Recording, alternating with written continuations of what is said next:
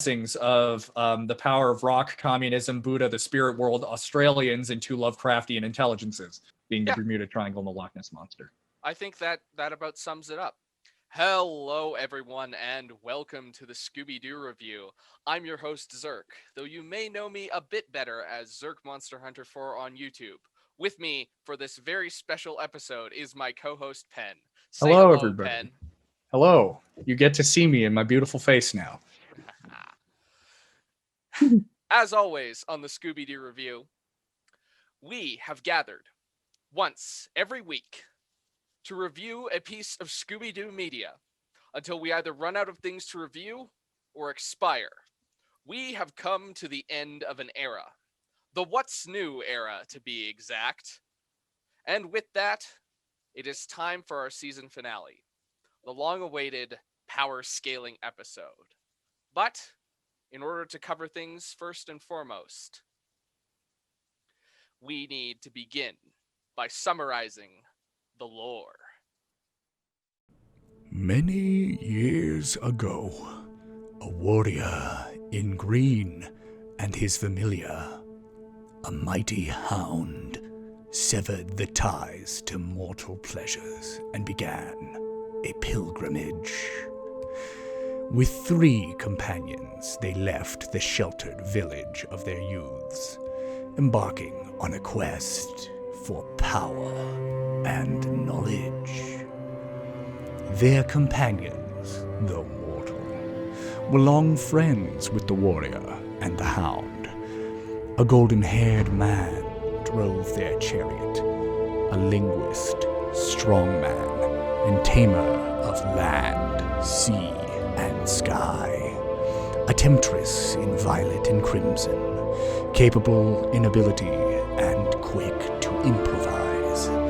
Lastly, they were joined by a scholar clad in the colors of the sunset, a gifted mind limited only by less than stellar vision. Together, like the crew of the Argos, their floral chariot brought them to many lands, to a place down under, where the wisdom of 3 witches awoke the warriors to their purpose. In a land attuned to the dead, the warriors clashed with the evils of greed. Next, their travels brought them before a lake, old and mysterious. They sought the wisdom of the lake spirit, a great serpent, silently guiding the warriors. In the sunny tropics, a powerful foe challenged them, but they emerged yet stronger, to brave a cursed sea scourged by a ghastly undead crew. In an ancient desert, the warriors braved a terrible curse and answered the prophecy of a misguided people, ending a cycle of wrath braved by other heroes more than a century ago. With more power yet to seek, they navigated a forbidden mountain to commune with the Buddha himself in a hidden kingdom. With their path to enlightenment begun, the warrior and the hound braved a world of monsters, fae, and spirits to save their companions, transformed into hideous beasts by a mad wizard. Their path landed in a land to the east. After taming each of the 4 elements, the warriors were gifted the sacred sword of the Green Dragon to clash with a horrid evil revived by a misguided sorceress.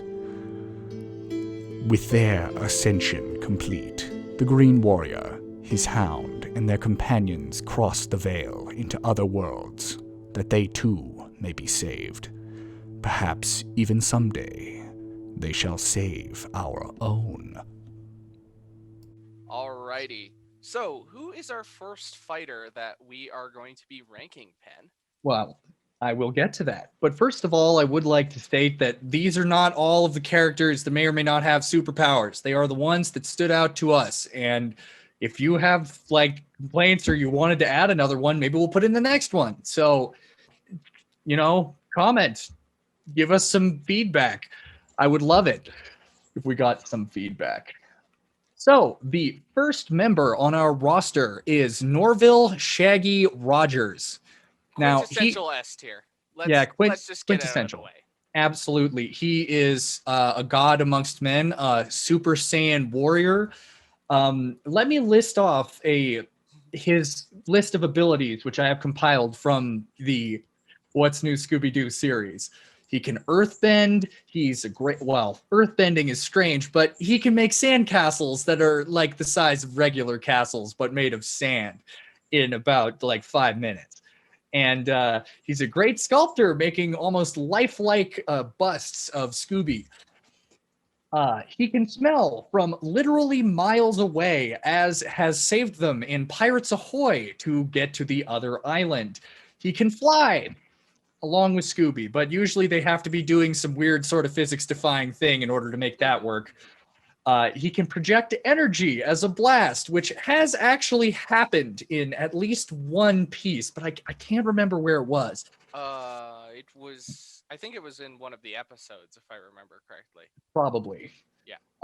He's learned techniques from ancient ninja masters, such as, The actual Buddha, Matsuhiro, who is like a real ass samurai who works for a real ass dragon. with a real ass Dragon Ball that gives Shaggy power. Speaking of samurai sword, briefly, I will mention that one of the feats performed during that battle was walking on water.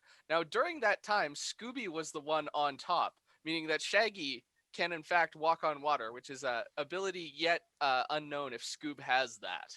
I mean, they do obviously have the ability to flight, so they could just be floating, I guess. Yeah, they can teleport, instant transmission. He can run fast enough to walk up vertical surfaces. In fact, while dragging all of the gang behind him on a rope. Yep, fleeing from a giant bird. He has traversed dimensions, such as in episode 13. We do not speak its name. Yep. He is also crossed into the Feywild and the Shadowfell, as seen in Goblin King. I don't want to remember that movie. I don't either. He briefly wielded magic in that movie as well. That is true. He did briefly wield a magic scepter in order to turn back the tides of Halloween and retransform his friends. A limited cryogenic resistance and a limited hypnotic resistance, as most of the time they are portrayed as being too dumb for the hypnosis to even work, but we know the truth. Yeah. And they fall into Arctic waters like twice and been fine. Yeah. His only weakness appears to be debilitating fear. And if there are any Dune fans in the audience, we all know fear is the mind killer. He hypnotizes snakes, I think, in Aloha. Yeah, he has snake charming. There's a lot of feats that Shaggy performs throughout the series. He is our quintessential S tier. Quintessential S tier. Also worth noting that this is only for Shaggy, and I want to get these out of the way first. So, Shaggy has several magical items on his side. The Amulet of Love, the Amulet of Control, the Amulet of Love being from Block Long Hong Kong Horror, and the Amulet of a title, man. I'm proud of you for nailing that first try. And then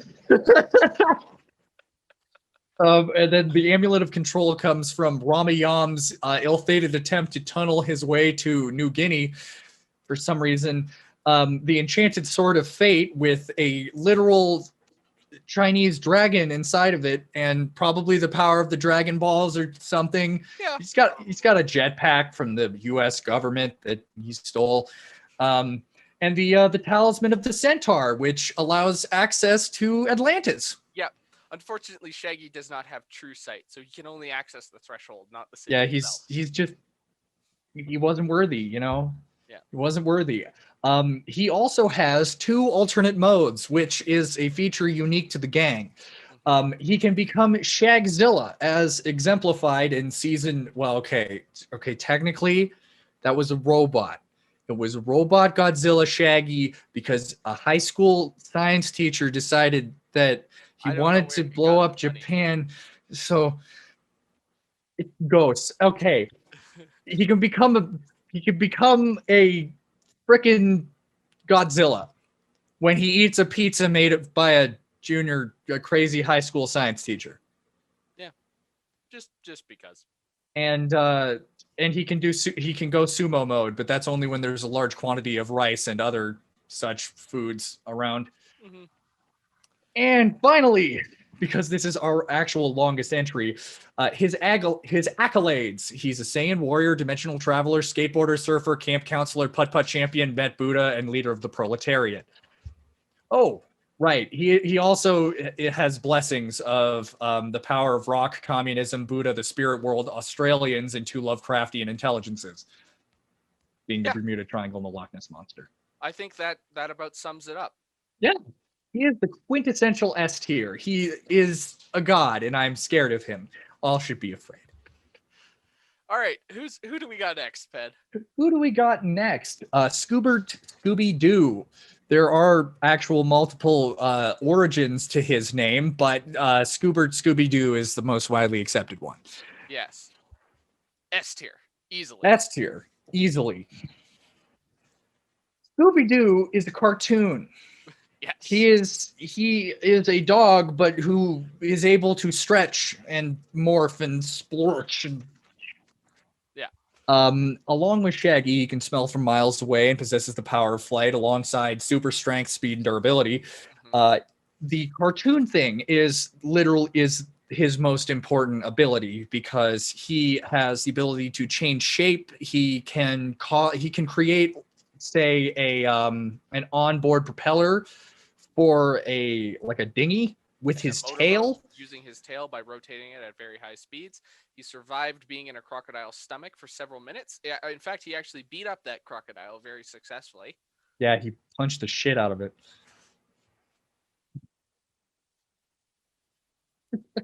Oh, God. Limited cryogenic resistance, limited hypnosis resistance. He is incredibly, incredibly loud after he swallowed a loudspeaker. Yep. Foghorn. Yeah, for the foghorn. Knows origami and is very good at surfing. Also is, taught by the same master as Shaggy and is underneath the same roof. They fight together as one. Mm-hmm. The warrior and the hound and whatnot. Yes. I would argue, based on our Samurai Sword observations, that seeing as how Scooby wielded the Sword of Fate more than Shaggy, I feel like Scooby has more prowess with armed combat, whereas Shaggy is more powerful unarmed. Just raw power. Yes, absolutely. I would completely agree. Next up, Velma Dinkley. Velma. Well, this one's a very strange one due to the fact that Velma has exemplified mind swapping or body swapping powers Let's save that till the end. Let's go over Velma's other powers that we see. All right. Velma's biggest claim to being high B tier is her power over invertebrates. Mm-hmm. As we see in both the 3rd episode of season 1 and in Where's My Mummy, Velma has the power to control insects or other invertebrates remotely, being able to manipulate earthworms into doing her bidding to fetch something and get them into space, as well as being able to summon an entire swarm of locusts that bend to her will in order to attack Amelia von Butch and her cronies. The only limit of this power, it seems, is that the invertebrates Velma controls need to be bred specifically by her, so it's unknown what property she imbues with them during the breeding process to allow her to control them. This is very true. Sometimes I love this job. I love this so much. It's making me crack up because it's so stupid. Oh, you're lucky this is uncut. This is gonna be hell to watch. Okay, so she loves hockey. Mm-hmm. She loves hockey. We get a lot of character moments in season 3 of What's New about her. That's a thing that happens. And she does have an alt form in the form of Sick Velma, who can sneeze for massive AoE damage. Yep. Usually destroying objects and structures nearby if they are fragile, such as ice crystals or snow formations.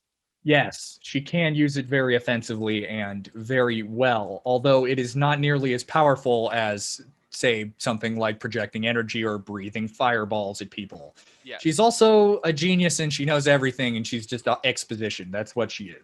Mhm. She is exposition the character. That is her job. Mm-hmm.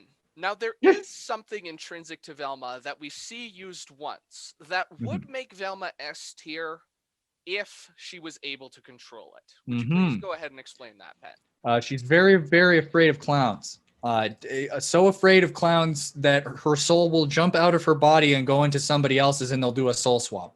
Mhm. I don't know why, but okay, whatever. Mhm. Um, Velma's brain is in fact so big it can overload her own soul to perform soul swap if she gets too afraid. this is exemplified in the episode in where there is a giant metal clown and Velma can't deal. Yeah. However, I'm pretty sure that the fear of clowns is exclusive to her What's New incarnation, due to the fact that there are clowns in other incarnations, and she's like, yeah, whatever, screw it. Yeah. So very, very What's New specific power, actually. And interestingly, seeing Velma soul swap with Shaggy in that episode is interesting because she actually lands the final blow in a bout of combat against the clown monster, actually. That is true. Perhaps a little bit of Shaggy's prowess. I would absolutely agree that that is what happens and that she does borrow some of Shaggy's power. But she's still high B tier just because that's how she be. Yeah. Who is next? What we have next is Daphne Blake. A tier. Action Girl Daphne, A tier. Absolutely. Action Girl. Daphne is among the stronger A tiers, I would say. Oh, absolutely. Throughout the series, she shows off amazing combative prowess, knowing several martial arts, being high ranked enough to be accepted into a massive international tournament. In addition, she exhibits incredible ingenuity, on the spot thinking, and the ability to bend the laws of physics to her will, creating an Ethereum cell out of objects from her purse and using a power drill to create a pocket dimension room in an inn that sleeps 4 out of a broom closet.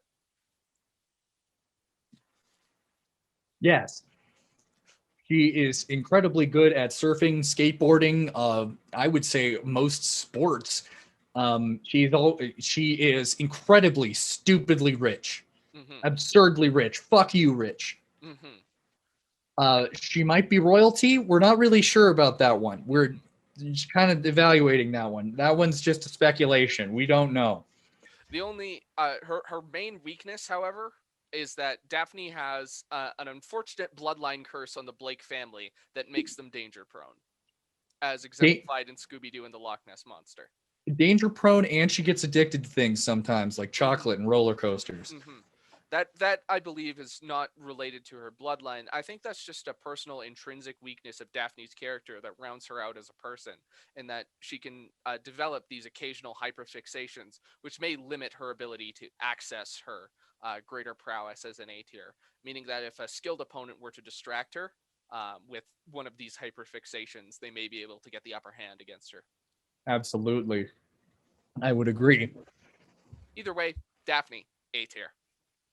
Absolutely. Okay, and on to Frederick Jones.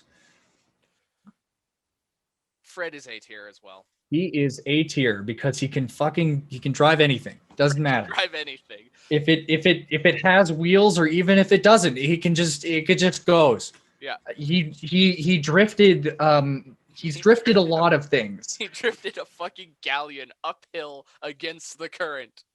Yep. I don't know how he managed that. He's drifted a street trolley, hang gliders several times, jet skis.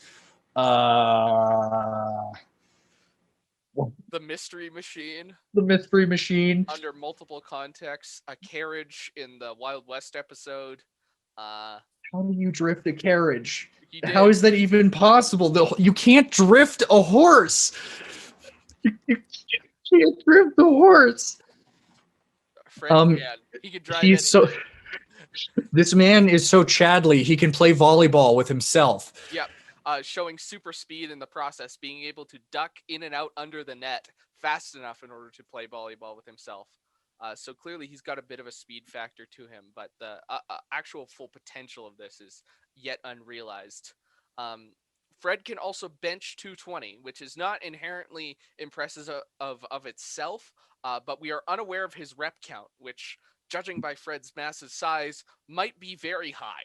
His uncle in the Christmas episode was like a refrigerator on legs, so his fucking chest is like so big. Um, he's a master of mechanics and traps, and that is his greatest strength. Yeah. The driving is incidental, but most of the time it comes down to his traps to defeat his enemies. Incidentally as well, Fred does lack some level of intelligence, being a bit dim, straightforward, and quick to action, risking himself in games of chicken against giant worms and demon farmers on souped-up tractors. Thankfully, as well as in a competition with one Mr. Bones, Fred is able to scrape by in these situations due to his intense driving ability and the fact that his personal confidant and partner, Daphne, balances out his abilities and complements them quite well, making them quite the deadly tag team. Absolutely. As well as the OTP. So. Yeah. The two of them together also built a duck mech out of like a rubber duck. Yeah, and some thin scrap air. metal they found. I don't know, man. They were in a warehouse. That's all there was. They built a duck mech to fight a robotic dragon. In Okay. Hong Kong horror. Oh, geez, that is a good chase though. It anyway, really was. Moving on. Matsuhiro. S tier. S tier. S tier for sure. Matsuhiro is the master of Scooby and Shaggy. He is the one who completed their ascension, getting them to pass through the gates of the four elements so that they may be granted with the audience with the green dragon, who we can assume Matsuhiro, knowing this process, also went through himself in his younger age. It's testament to Matsuhiro's strength, the fact that we see him in his twilight years, that under no preparation, he merely pulls a katana off of the mantelpiece of his sushi restaurant and lays waste to 9 robot ninjas that bested professional grade fighters earlier in the film. Absolutely.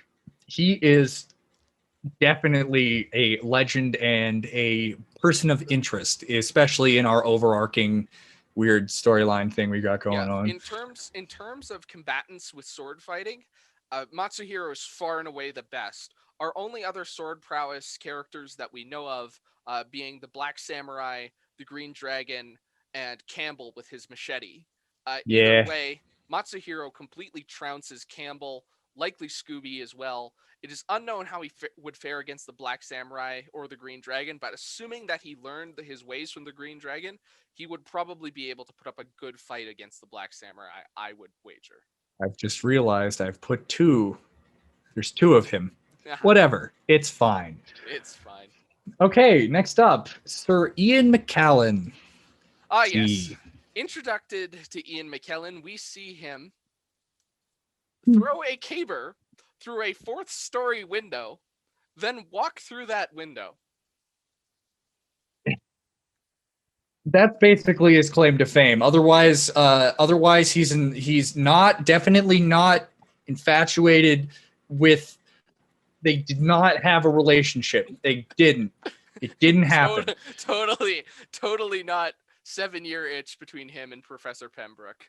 No. Totally not. No, absolutely not. He is a scrawny, skinny little man. He probably weighs like 90 pounds, but yet he hoists a caber. 4 stories. The power of the Scottish, as we will see with our next one, actually, if that's everything we have to say about him. Yeah. The Taggart brothers. Yeah.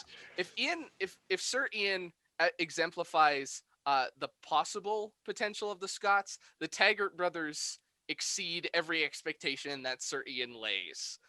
These 2 blokes are able to animate an entire robotic Loch Ness monster using only their biceps and some wood and rope from the fairgrounds that they found. Yep. Just cloth and cabers and them. That's what happens when they take it all down, and it's just them and some wood and cloth. Assuming during the first chase of Loch Ness, which is one of the better chases we reviewed, Mm-hmm.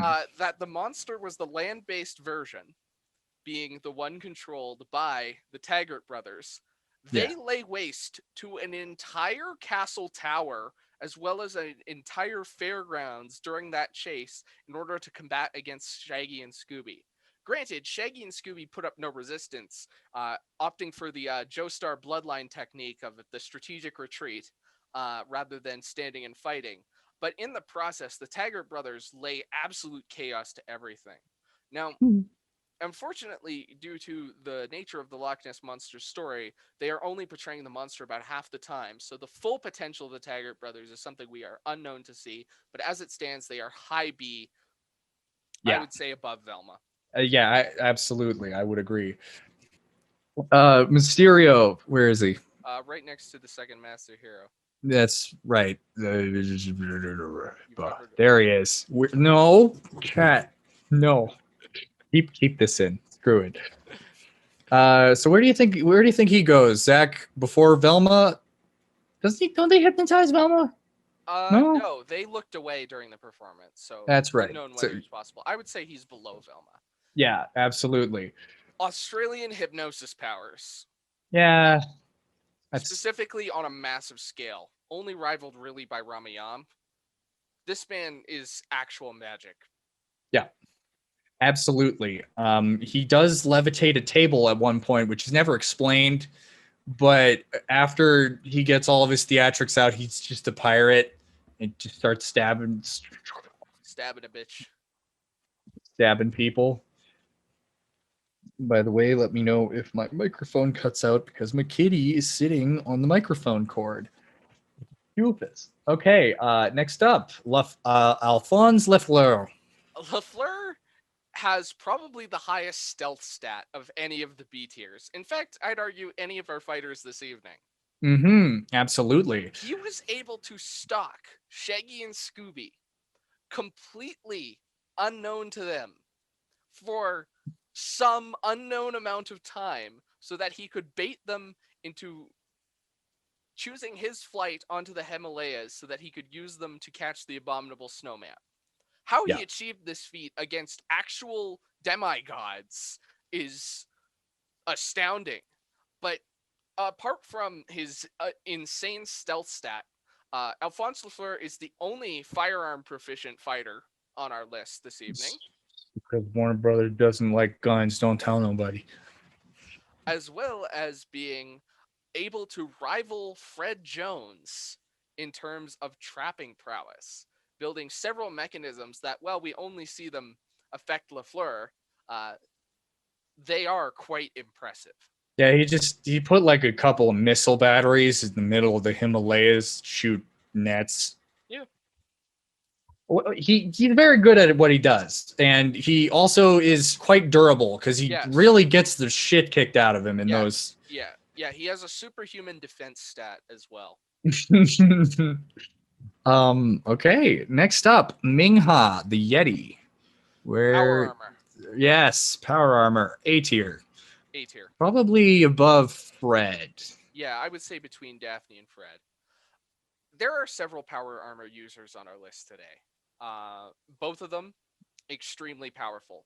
While they are mostly limited by the fact that they are using their armor, that armor, like with Iron Man being able to stand up against galactic threats, allows them to punch far and above their weight. And assuming that we are analyzing these characters at their strongest, any of our power armor users are going to be excellent.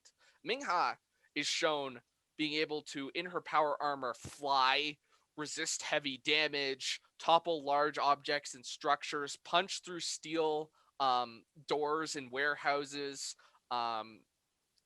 survive dynamite explosions, survive an avalanche, a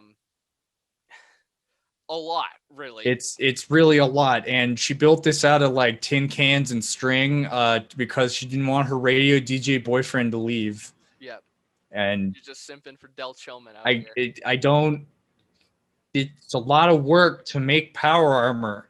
just so you can get your boyfriend to stay on the mountain. For just ask him out. Jesus Christ. Okay. The Great Llama. Yeah, he's the most powerful being in existence. Okay, yeah. Okay, so the High Llama is okay. He's Buddha. Actually, He's Buddha. actually, wait. I need to. I'm gonna add a row. He is. And just triple S. You can't even see it. It's black on gray, but it doesn't matter. Just fucking yeah. Triple S. So the High Llama is quite likely the current incarnation of the Buddha. Yeah. We know this because I did the research, and Shangri-La is based off of the Tibetan interpretation of the Kingdom of Shambhala, which is where the Buddha will come to reside within our age. And he's the only person we see there, so logic would dictate he's the Buddha. Now, I'm going to give a little bit of a summary of one of the most famous parts of Journey to the West. Which, by the way, is canon.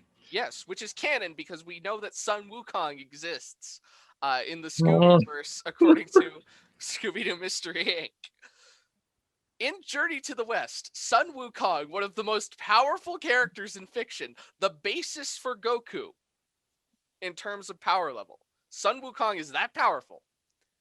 Has gone on a rampage through heaven, defeating the Taoist and the Confucius gods of China, leaving only the Buddha, the third of China's main religions, to stand against Monkey and his rampage through heaven. The Buddha bets Monkey that if Sun Wukong can jump out of his palm, the Buddha will allow Monkey to continue his rampage, but if not, the Buddha will imprison him. Sun Wukong jumps out of the Buddha's palm and to the pillars of the universe, where he then scrawls his name and pees on the shortest pillar. When he returns to heaven to try and give what for to the Buddha says, Monkey, you may want to look closer. And on the base of the Buddha's pinky, there is the small, tiny carving of Monkey's name and the faint smell of monkey piss. As Monkey stares into the palm of the Buddha and sees the entire universe. Yeah. So he is he's functionally unrankable. Yeah, he's not even on the list really. He just sits on Shangri-La and doesn't really do anything. Yeah. His power is entirely theoretical if the High Llama is in fact the Buddha. Although it is worth noting he is on the ominous scale, which is another thing we have to do. We will get to it, viewers. We will get to it because somebody gets. Oh, I won't spoil it. Spoil it. The ominous scale. I'm excited. Okay, next up, Galena, the Frozen Fiend. A tier. Power armor user. Also A tier. She has access to. I would rank above Fred as well. I think she punches Fred at some point. Using stilts, what I can only assume is some sort of hypersonic hockey stick, and the costume of her Frozen Fiend that allows her to shoot ice crystals. She is a very, very powerful combatant. Absolutely. She beats up a bunch of KGB guys who, even though there are literal pistols drawn on their models, they gotta do fisticuffs because they're not allowed. Mother Russia. Warner Brothers said no. Yeah, she beats up some KGB guys. She punches Fred like 30 feet. She's seen obliterating several small objects and structures. Is able to skate at high speeds. Has very high durability. And she can shoot ice knives out of her hands. Yeah. Which I don't understand how you do that if it's power armor, but whatever. Don't worry about it. Just shut up. Anyway, she's like probably 120 pounds. Yeah. She is very light and small. She's a figure skater. Yeah. But who is? I wouldn't fight her. No. And then we have the X-Man. Manu is the highest A tier, I would say. Absolutely. He is an X-Man. I don't know if he scratches S, but he is definitely the highest of the A tiers. Oh, yeah. Manu has access to the highest durability stat we see on probably anyone. He Yeah. resists the drowning machine. He resists being slammed into rocks. He resists not once but twice being hit in the face with a surfboard by Daphne. He resists falling almost into lava, resisting the heat. Um, he's incredibly durable. Not to mention, he is able to breathe fire. They never explain that They never do. ever. They really never explain it. There's nothing. It's just We're like, just I'm just gonna assume that's intrinsic to him. yeah, he's like the island champion, you know. Yeah. Can breathe fire. That's what he does. But either So way, Manu's powerful. he's one to watch. He is definitely one to watch, as he would probably whoop most people's Yeah. asses. Yeah, I don't know if he could pull off an upset against any of the S tiers, but he is Likely not. he is supremely powerful. It took the combined forces of all 5 gang members to bring him down, and even then, that took 2 attempts. Absolutely. Okay, the Great Crudzy. He's Ah, yes. pooping bad. Wayne Knight. Low A tier. I don't want to think about that movie. I don't either. Okay, But- he's magic. He has access to real ass magic. Yeah. I feel like that gets you into A tier if you have access to explicit real ass magic. As for Mr. Mysterio, his powers seem a lot more limited, and his real ass magic level is implicit. But Kredsky, we see literally doing actual undefined D&D ass magic. Yep. Oh, And that puts him in A tier. As begrudging as the fact that I have to think about Goblin King. Jay Leno. Jay Leno? Why is he a pumpkin? Okay, just get it. Okay, Goblin King. He's probably like here maybe. Yeah. I don't know. They feels like they could fight. I feel like Manu and the Goblin King would be a titanic clash. Like that's the Godzilla versus Kong of this list. That's gonna date this. No, not if the movie's already out. Like, besides, Team Godzilla, let's go. Okay, the Goblin King. I'm gonna be honest with you, viewers. We actually don't get a lot of stuff from him in his movie that is named after him. He's in like 2 scenes. Yeah, and he doesn't do anything. He just kind of sits there. But he made a fairy princess as a blood relative, which is concerning, especially when he's that big. Yeah, pretty much we're basically assuming the Goblin King's power level based entirely off of his access to the Goblin Scepter and what we see it do in the hands of Scooby, Shaggy, and Kredsky. Yeah. And I guess that's that. I want to stop thinking about that movie. Yeah. Okay, Verona Dempsey. Probably like also it's Velma. Yeah, she matches up pretty evenly with Velma, I would say. With although Verona has a much better durability stat and some level of and possibly equal intelligence to Velma, I would say. This is possible. She does dress up as the creepy keeper to creep and keep.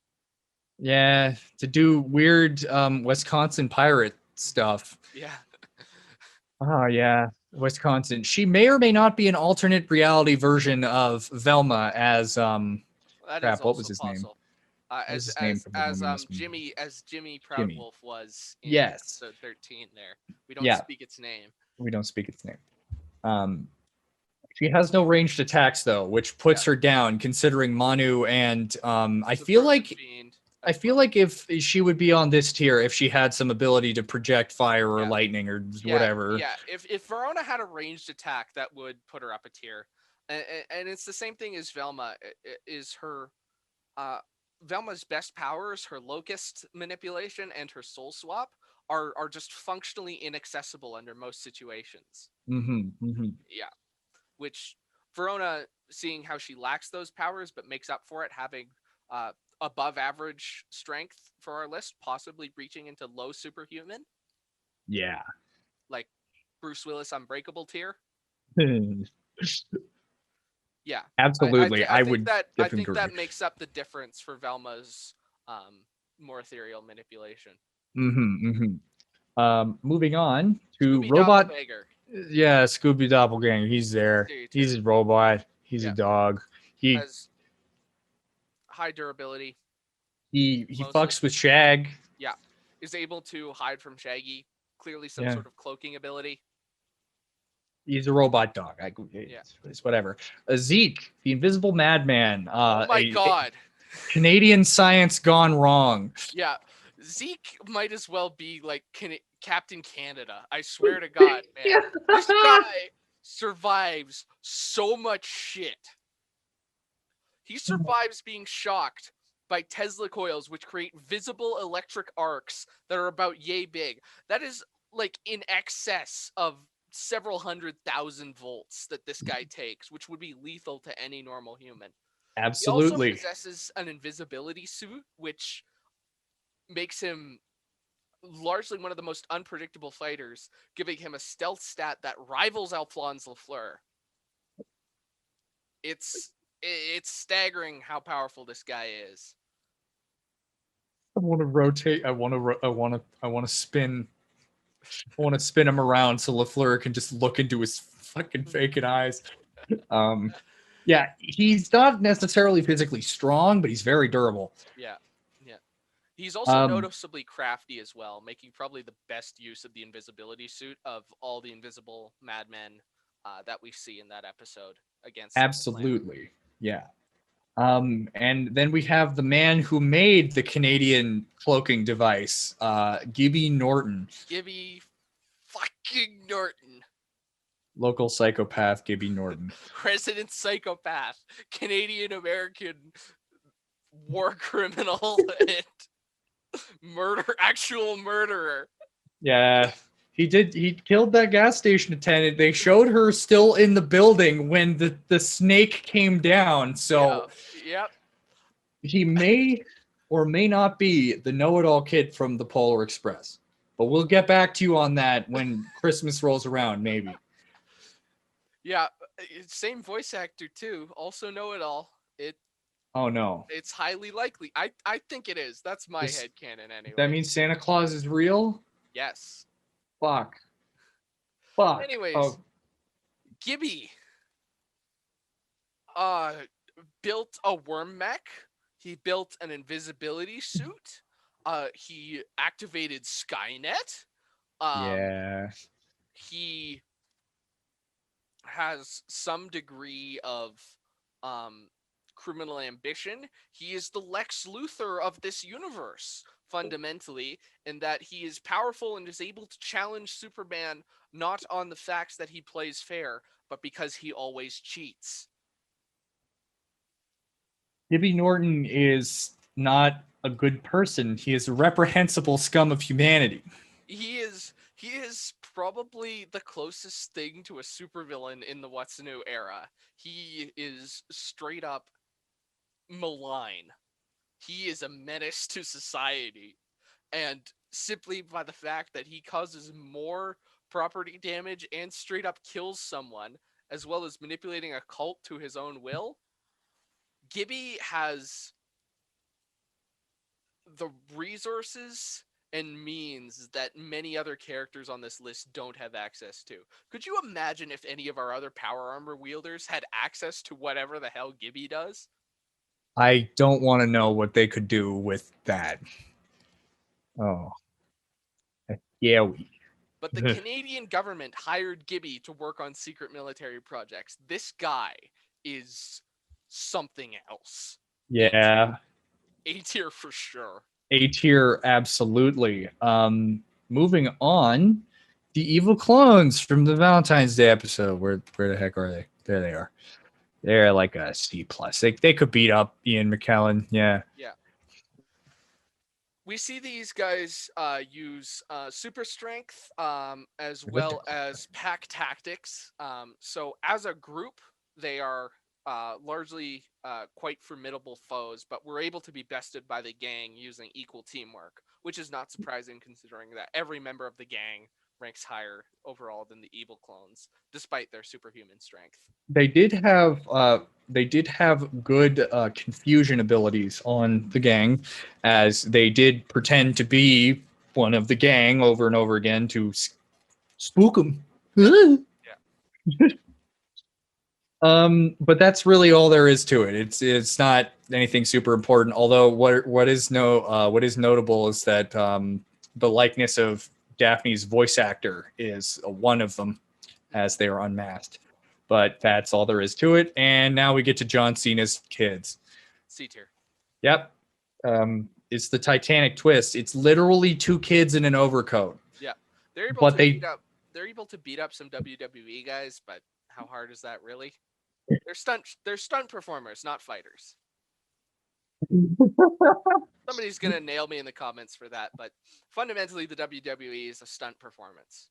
I mean, I would technically agree. Those poor people, they get their backs broken for nothing. Absolutely no disrespect to stuntmen, but Oh no, love stuntmen. You put your bodies on the line, like Yeah. damn. as always, there should be an Oscar for stunt work. Yeah, sounds like a good idea. But really, they're just two kids. They can do cool wrestling moves because their dad is John Cena. Cough, cough, not John Cena, but is John Cena. Come on. Yeah.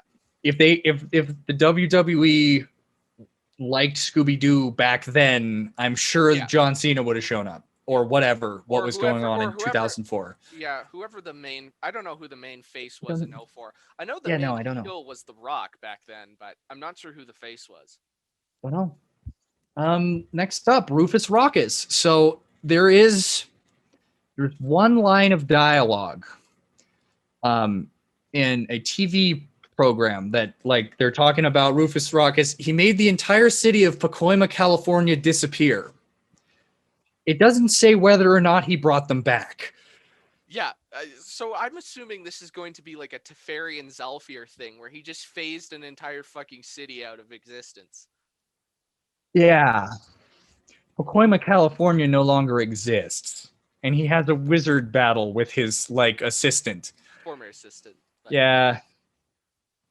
It's He's a fucking wizard. he is He's a fucking- wizard. He's a wizard. Once again, real ass magic will get you into A tier. Real ass magic. Drill Sergeant Payne, otherwise known as Gold Silver Surfer. This is the first of the Death Touch fighters, as we'll call them. Mhm. He uses the shutdown goo, which is able to instantly freeze anybody touched with it into suspended animation until the layer of goo is peeled off by some third party. Mhm. If he gets so much as a single attack off against somebody, he has won the fight. Yeah. Now, that doesn't put him into S tier because of that, because all of the S tiers have supremely better combat prowess compared to Drill Sergeant Payne and would be able to dodge any offense that Drill Sergeant Payne puts out. Absolutely. However, it is worth noting that they don't explain this at all in the episode, but his entire plan is that he's punching the ground to make earthquakes happen so that the soda company next door from Fort Knox goes out of business so that he can steal the soda formula and become soda millionaire. Also, I'll he get can that secret formula, Krabs. That's a terrible plankton. that was actually okay.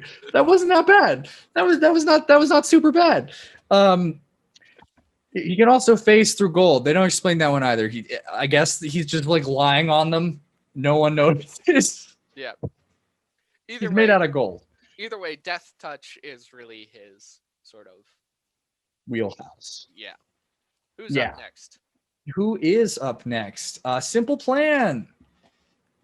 Ooh, there they Simple are. It's probably like here. Once again, another group fighter dynamic. We see them eat Scooby snacks, which are known to give courage, strength, and speed boosts to those who are receptible to the buff, of which only Simple Plan and Scooby and Shaggy seem to be able to receive such buffs, meaning that the Simple Plan guys might have latent powers similar to Scooby and Shaggy, but have chosen to expel them onto the power of rock or pop punk, I guess. Either way, Simple Plan have chosen to project their powers into alternate means that are not combative, unlike Scooby and Shaggy, which may be using up their energy to a point where they are merely just all right in a straight fight, but get by on the fact that they have a strong group dynamic and the ability to play power chords like the Hex Girls.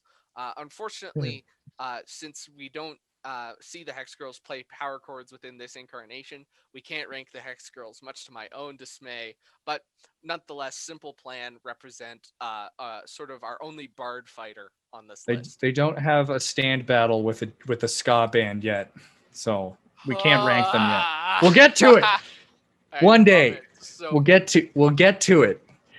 Okay, so yeah, that's basically Simple Plan. They're not much else other than that. no, Gray for the Toxic Terror. another death Probably- touch ability.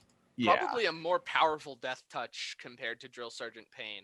As Drill Sergeant Absolutely. Payne's is non-lethal, Gray's, we're talking an acidic moss that can melt through steel beams.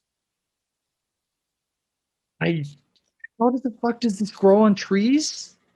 I don't know. Or the How does this ground. not fucking melt through everything. It's literally just moss. She just rubs moss off, and it just.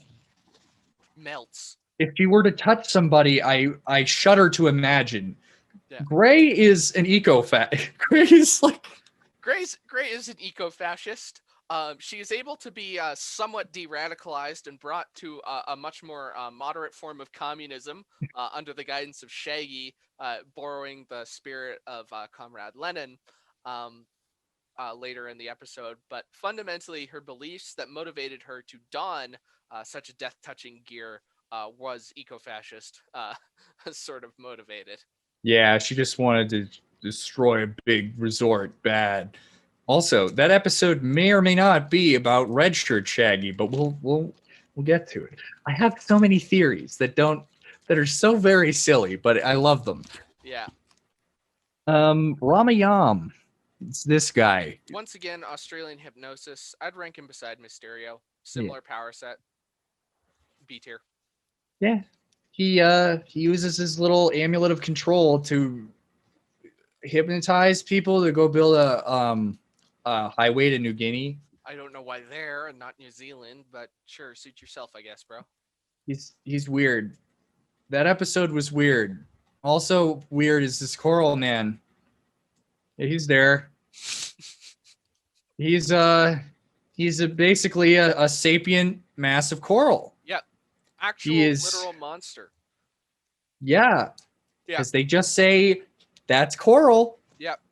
and then he walks off. If our power armor users like Ming-Ha are Jaegers of the Scoobyverse, he is the kaiju. Okay, the coral monster. He is huge, and he doesn't really even do much of anything. But what we can theorize, he's very good at underwater combat because he's made of coral. Mhm. Because he's coral. High underwater mobility, ability to breathe underwater. Shown to have powerful strength on land, able to destroy earth-bent castles. He is... I think he could match blow for blow with a power armor user. Absolutely, I agree. Okay, moving on. The Black Samurai. S tier. Once again, we have another S tier. Equal to Matsushiro. The Black Samurai is, in many ways, the most powerful opponent Scooby and Shaggy face throughout the What's New series. Yeah. No doubt about it. He's an ancient samurai warrior living for hundreds of years with limited lightning manipulation who is able to wield a cursed magic sword that is slightly less powerful than the magic sword given to Scooby and Shaggy by the Green Dragon. He may be an agent of the entity, as he is the last foe that Scooby and Shaggy defeat before they ascend, and the gang goes on to another plane of existence, and we have another incarnation. And the thing about the Black Samurai, throughout the whole fight, he's able to fly, he's able to walk on water, he is able to match Shaggy in mobility and Scooby in terms of swordplay. It is it is quite well to behold how even the match is. But ultimately, the Black Samurai is undone by Scooby and Shaggy's combined powers. Simple math works out in their favor. 2 S tiers versus 1 S tier. If all the S tiers are on similar to equal footing, the math is against the Black Samurai there. But alone against Scooby or Shaggy, it might be closer to a toss up, I would say. I would agree. I would very much agree. I guess that's all for the Black Samurai. Yep. Melbourne O'Reilly. Hi, yes. Boomerang manipulation will be Melbourne's name of the game. He probably, yeah. He's mid C tier, but he's shown to be weak to a lot of the power sets of higher tiered characters. For example, Absolutely. Both Australian hypnotists They affect get him. Melbourne because he is shown to be weak to hypnosis. Yeah. His boomerang manipulation skills are likely able to be countered by anybody with access to counter spells, power armor, or even people who are fast enough to dodge it, such as Daphne or Manu. In fact, I'd argue Manu could take the blows and simply just shrug them off. I think Manu would just just hit him and it would just fall off and you just take him and then. Melbourne is brash and largely headstrong, much like Fred's, similar weakness, but not the same power tier. Even against Gibby, I would feel like Gibby's preparation, tactics, and underhanded play would easily get the best of Melbourne as well. So I agree. I think just because of Melbourne's set of weaknesses, well, he does have, I think, the chops to make it into B tier. From what we see, the fact that he's so weak to the power sets of all the other higher tiered characters, he's just hard countered out of any higher tier. Yeah, I would completely agree. Okay, Professor Higginson. Snowman battle capsule. Yep, once again another power armor user. We saw this with Mingha. Although his power armor is slightly different, his power armor actually has a cold AoE debuff, actually. Yeah. Which against cryonic resistant fighters like Scooby and Shaggy isn't that big of a deal, but against other fighters who might not be cryonic resistant, it would be a heck of an advantage, I would say. He also has a projectile attack in the form of snowballs and his frozen head for a more devastating charge shot. As well, the battle capsule itself is incredibly durable and is only vulnerable to heat attacks, meaning the only person who hard counters him is Manu. Yeah. But of course, Manu would just fucking breathe fire on him and then he would just melt and cease to be. Yeah. Because again, the Snowman battle armor does require snow to function at its full potential. Throughout the episode, we see that the battle armor is able to destroy objects and structures, especially strong stone ones like chimneys. What a stupid plot. Yeah. So the Snowman battle armor, high ranking. I think it would be a toss up between all three of our power armor users as to who would win, because all three of them are cryonic. Well, I mean, except for yes, our last power armor user, Danica Blake. I think she might actually be, because she could fucking beat out death touches. Yes, she could. She could beat out both death touches because Gray's acid doesn't melt through stone because the moss grows on stone, and Gray's gargoyle suit is covered in limestone paste, which would be resistant to the acid death touch. She's resistant to the other death touch as well. And assumingly, due to the strength of the limestone paste, she might have cryonic resistance and fire resistance as well. She might actually be able to go one-on-one with Manu. Yes, I think she might be fast enough that the fireballs can't hit her. Yeah. With her enhanced mobility from her gargoyle glider, I think she could stand to be very close to Manu. The problem I see with Gray is I don't know what she does against any of the magic users in A tier. Even though she has good matchup with the power armor users. I think Rufus Ruckus just like snaps his fingers and then she just disappears. Yeah, exactly. Totally. Like, Wakes up in the back of a trunk in Tijuana. oh no. Okay, that's Danica Blake. She likes French cinema. Also, Dennis. Dennis. D for Dennis. D for He- Dennis. he's the only D tier we have. He's Dennis. Yeah. Um, Dennis has potential. He's Yeah. 12, but he has shown similar reality warping powers of one Daphne Blake. And as we know from Daphne's reality warping powers, her ability to defy the laws of physics and create pocket dimensions, if Dennis hones his skills, he could theoretically be A tier by the time he's the gang's age. that is quite true. I would agree. I can't wait till the bracket. I have something special lined up for Dennis. Oh yes, that'll be a good matchup. um, yeah, high growth potential. High growth potential. Mm-hmm. Mei Ling. Mei Right Ling. there. Yeah, mid B tier. Shown to have incredible acrobatics. She has access to kung fu. Actually, I would say up here. Yeah, she has access to kung fu.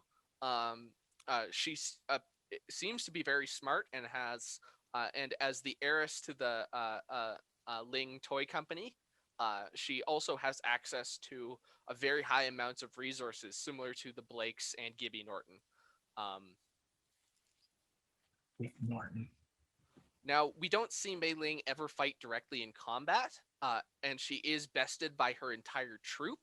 But once again, assuming that it was a 10v1, anybody's going to be disadvantaged in that if her entire troop is on a similar power tier to her. They were also, driving a robot dragon, so yeah, Worth noting as well, she bestowed a token of love upon Shaggy, meaning she does have some magical abilities, at least in terms of bestowing buffs onto other characters, making her Absolutely. probably one of our better support classes. Yeah, she does bestow the Amulet of Love upon Shag, and I'm not really sure what that one does, but it does something. I think it's an anti-fear device, considering the Duck Guy mech is able to stand against the dragon with Shaggy being steadfast in that resolve. Okay. Then we go on to Triple A, who definitely equals the force of yeah. If you consider the black horse, if you consider the black samurai as death, or if you consider the black samurai as our Satan equivalent, Shaggy, Scooby, Matsuhiro, and Triple A would be our four horsemen. Why don't you tell us about Triple A, Zach? Because my brain hurts. So Triple A, if our headcanon is correct, which of course it is, this is the Scooby Doo review. Everything we say should be taken completely literally, because that's how we treat Scooby Doo, completely literally. I love it. It's great. It's 100% correct. You can't. A is the same person as the character Oded Fair played in The Mummy. The same person. Not as in they're the same character functionally in the role of the story. I mean, they are literally the same person. Triple A is, and I'm pretty sure of this, either the avatar or the emissary of the Egyptian god Horus. Emissary, I'd say, considering he has Bird Familiar, who is definitely Horus. Definitely the actual avatar, I would say. So the emissary of the Egyptian god Horus. He is an immortal.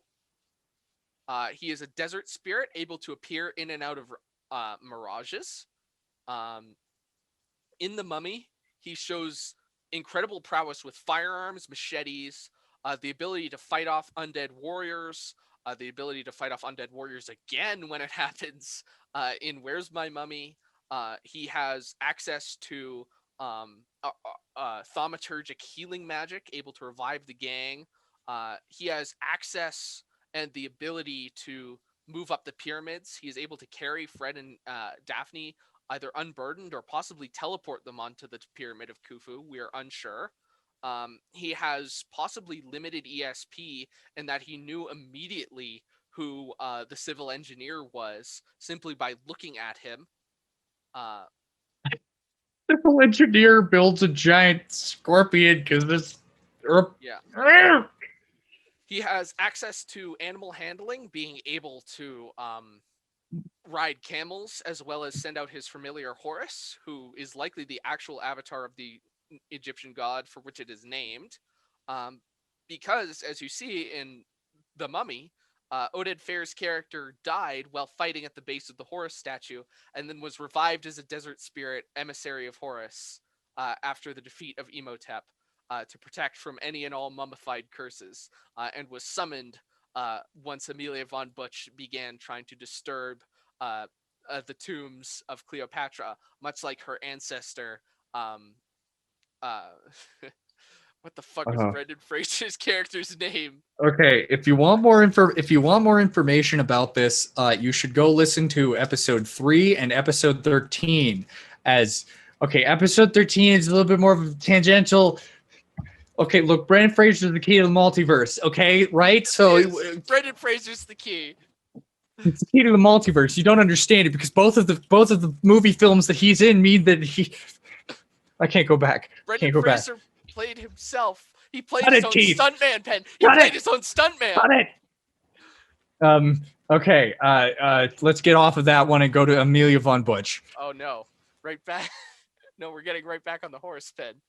I feel like she could beat out Gray by just shooting her or something. Well, Amelia von Butch is one of the most skilled hand-to-hand combatants. Absolutely. I think she could go toe-to-toe with Daphne. Yeah. She is functionally somebody with the resources of Gibby Norton, but the hand-to-hand combat prowess of Gibby Norton, of Daphne, resources of Gibby Norton, and the ambition and evilness as Miss Morimoto. Like, she knows her shit, and being descended from two famous Egyptian treasure hunters, being the characters played by Rick O'Donnell. That was Brendan Fraser's character's name. Rick and Evelyn O'Donnell being characters from The Mummy. As their great-granddaughter? Yes, great-granddaughter. Great-granddaughter. Great-granddaughter would make sense. Yeah. As their great-granddaughter, she has access to hundreds of years, to almost 100 years of Egyptian history, family bloodline, resources, and training. She is well attuned to the curses of Egypt. She's a world-renowned treasure hunter, or as Prince Omar would say, treasure thief. She has insane reflexes, shown that as the second Omar was about to call his uncle, she grappling hooked the phone out of his hand and then passed it to Campbell. Yeah. She has combat reflexes, She's got guns, high ingenuity, guns, plastic explosives. I'd argue her intelligence is actually probably similar to Velma'S. I would agree. She's a genius. She's great. She's just all around. She reaches the upper echelons of any explicitly human character in. I'd actually put her in front of Danica. Yeah. She's the upper echelons of any explicitly human character who isn't using power armor or magic or death touch to augment their abilities. Just be a fucking X-Man. She also has G.I. Joe on her side, which, speaking of, Campbell. He kicks ass. Highest C tier. We see him. Oh wait, no, actually, he's B. I'm bad. Yes. I'd say he's highest B tier. I feel like he could punch out the Taggart brothers. Yeah, it would be. I think that would just come down to the fact that there's two Taggart brothers and one Campbell. If Campbell's able to separate them, one-on-one, I think Campbell can take them. He can crush a Nokia to dust. He can crush anything. Yeah, this man crushes a fucking Nokia in his hand into dust. He is also shown to have good hand-to-hand combat techniques, in the form of being able to use a machete. Yep. Probably the second best sword fighter, just because he's really good at having a machete. Yeah. Which second best is unfortunately a very distant second compared to Matsuhiro and the Black Samurai. Yeah, they're not gonna do that. Next up, Kerry Kilpatrick. yeah, he's that. Once again, we have another C tier here. His claim to fame is, much like most of our C tiers, a singular feat of strength. And that we see him punch an entire pallet of cinder blocks into dust. Right there. He punches right through him, but then a robot ninja like grabs him and he just dies. Once again, loses. Exemplary of how powerful Matsuhiro is, in the fact that a guy who can punch cinder blocks into dust loses to robot ninjas that an old man with a sword is able to dust a dozen in under a minute of. Yes. I can't wait for what's going to happen to him in the bracket, which we will get to. Yeah. And Sojo. B tier, below Campbell. Yeah. I would say Campbell, Sojo, and the Taggart brothers are all very similar power tier. Yes, would agree. As seen in Samurai Sword, Sojo has some level of sword fighting prowess. He's very large, very durable, very intimidating, but he is unfortunately fiercely loyal, somewhat dumb, and his massive size is easily exploited by small opponents who know how to throw his weight around. See Daphne Blake. Yes, judo flips. He also has a robot ninja army, but since he can't take that into the bracket because we won't let him, that functionally doesn't matter. Mm-hmm. He's a big gorilla. He goes punching. Okay. And now, yes, two more. We have reached probably, I don't know if that's an exaggeration or not. I don't think so. No. The strongest, the Green Dragon is the strongest character we can conceivably rank. Yes. The Buddha notwithstanding, he's in a tier all his own if he is indeed the Buddha. I think he is. The Green Dragon is the strongest character we see. He is able to unlock the power of Ultra Instinct in Shaggy. He is able to unlock Scooby's latent sword fighting techniques.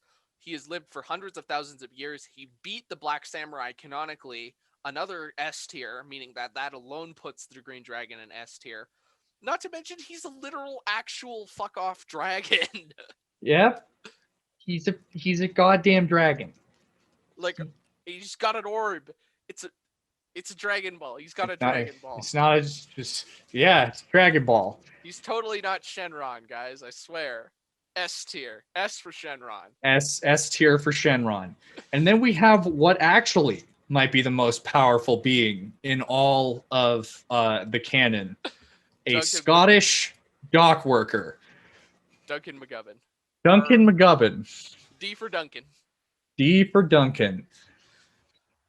This guy, his only powers are a terror gaze with his lazy eye, and the ability to summon fog. Neither of which are strictly combative. His terror gaze is mostly a defensive ability. But he will be on the bracket. The thing about Duncan is he is fundamentally has the highest intimidation stat, I'd argue, of any character on this list. Absolutely. Now, intimidation alone, unfortunately, means he can't hold a candle to any of the other characters who actually rank on the power scale. But no, Duncan does have some supernatural shit going on with him. Not to mention, he seems to be touched by some sort of Lovecraftian entity, being the Loch Ness Monster.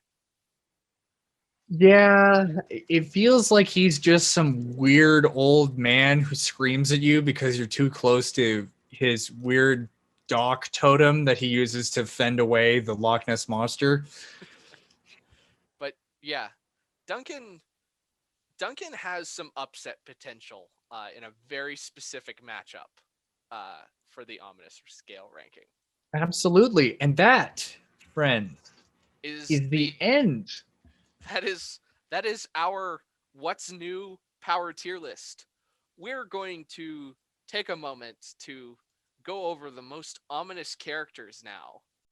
A dark fog rolled upon an empty field, when suddenly, from the shadows, slowly stepped 7 persons. The first, a Tibetan monk clad in the colors of the sunset, floated ominously out onto the field and asserted a strange, terrible glare upon the others. The next, a lazy-eyed Scottish dock worker, followed by a strange aura. Then, a medicine man from deep in the Mexican wilderness off the east coast. He was joined then by a schoolmarm from the Midwest, holding a ghostly cat laughing in her arms. Another man carrying 2 glasses of warm milk stepped out, smiling an eerie grin. A military general and a Wisconsin pirate each joined the staring contest. From out of the gloom they came. Only one would remain. One by one, each of the combatants flinched. The Wisconsin pirate was the first to go, breaking eye contact with the dock worker. He was followed soon after by the man with more milk, who dropped it after one glare from the Tibetan monk. The schoolmarm held firm until the combined stares of the monk and the dockman came for her as well. The general, while steadfast in courage in the wars that he had fought, fell too to the dock worker's strange and terrible aura. This left only the medicine man, the monk, and the dock worker. Knowing he was beat, the medicine man slunk back to whence he came. As the dock worker and the monk stood opposite each other, the monk proclaimed that the dock worker should know he is the Buddha. How could he possibly fail to this unenlightened Scottish dock worker? But as the Buddha glared and watched this dock worker's lazy eyes spin back and forth, he saw within this dock worker something deeper, something foul, something beyond comprehension that not even the Buddha could hold in his palm as he did the universe. This Scottish dock worker was something else. And with a single, "Aye, bloke, that don't mean nothing, do it?" the Buddha flinched. The Scottish dock worker, victorious, retreated back into the fog that he had summoned. Hi everyone, welcome back to the season finale of the Scooby Doo review for the What's New era. After analyzing all of the fighters' abilities, Deadliest Warrior style, we are going to have them face off in a tournament of champions. A right Mortal Kombat bout, as it were. Absolutely. We have 42 combatants in this bracket to fight through, which will likely it'll probably either be Shenron or Shaggy. Technically, the Buddha shouldn't even be on here, but he is, so whatever. It's gonna be a wild ride. So, firstly, we have some seeding rounds to deal with before we move on to something a little more important. Firstly, we have Mr. Mysterio versus one Daphne Blake. How do you think this is gonna turn out, Zach? Well, Daphne definitely has the hand-to-hand combat advantage. The question is, does Daphne have hypnosis resistance? And if you would recall, one of our favorite chases, time running, during the Mummy episode in season 2, Daphne was hypnotized by the lights that the mummy in that episode was using. That is true.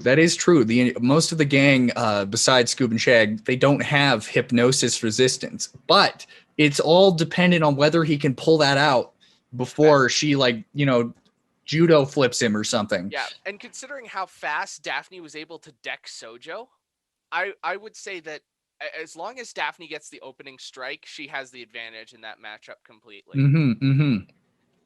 Should we roll a d20 or something just to see who wins? No, I think we're fine. All right. I think Daphne probably has that. It might be close, even though Mr. Mysterio has a weakness weapon against Daphne. I think Daphne probably wins out there. Winner number 1, Daphne Blake. All right, on to our next seeding round. I'm actually excited for this one. It is Blake as the Gargoyle versus Amelia Von Butch. Ooh, this is a spicy one. That's very spicy. So we're talking about a power armor user who with a maxed out defense stat versus one of the single best and most intelligent human fighters on our power scaling list here. She's the Gargoyle is also very fast, but perhaps not fast enough to outrun a speeding bullet. Yeah, Amelia Von Butch probably has firearm proficiency, even though she we does. don't see this. No, we do. There is one shot. She has a pistol and a holster by her hip, right. But of course they can't use it because Warner Brothers, no guns, not allowed.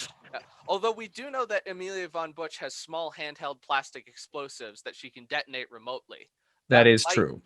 She uses this to blow up the tomb entrance. That might be the linchpin of Amelia Von Butch's strategy. If she can sticky bomb Danica, I think Amelia Von Butch would have it. The question is basically, can Danica weather Amelia Von Butch's attacks long enough to put out an equal and opposite offense against Amelia? I wouldn't say so. She's not exactly a trained fighter. Her biggest advantage is speed. So I think... I would say that Amelia Von Butch wins out this one handily because of some smart trap or sticking her with the plastic explosive. Yeah, I think Amelia Von Butch, simply by the intelligence and tactics advantage, is going to beat out Danica here. Absolutely. Round 2 winner, Amelia Von Butch. All right, number 3 on our bracket. Zeke versus Velma Dinkley. Ooh, I really hate to take Velma out first round. I really, really would. Now he's invisible. He may not know like hand-to-hand combat, but being invisible is really freaking useful. Yeah, being able to land sneak attacks against Velma, one of the most intelligent and aware fighters on the list, is super important. Now, however, Velma has a trick up her sleeve. If she can lick enough doorknobs and enough toilet seats, she can get sick. And that's massive AoE. She wouldn't even actually need to get sick. Velma just needs to trigger her ability to sneeze somehow, which, knowing Velma, she would be able to use her environment to her advantage. The other question is, do we give Velma a box of locusts or not? Yeah, well, since we are doing it at the peak of their power, yes, she has a box of locusts and perhaps worms. Well, in that case, given the box of locusts, I think being able to summon a locust swarm to not only daze Zeke, but also have the locusts buzz around him and track him by scent to make him visible, I think that would nullify his stealth bonus. I agree wholeheartedly. Velma Dinkley wins. Round 3, Velma Dinkley wins. Interestingly, is that an upset or were they both B tiers? They were both B tiers, I believe. So we have not had an upset yet, but I think that was a very even match. Next up, Gray, the Toxic Terror versus Galena, the Frozen Fiend. Ooh, Power Armor versus Death Touch. But it's not heat. It is weird acidic stuff. Yeah. And Galena has a ranged attack in the form of ice knives.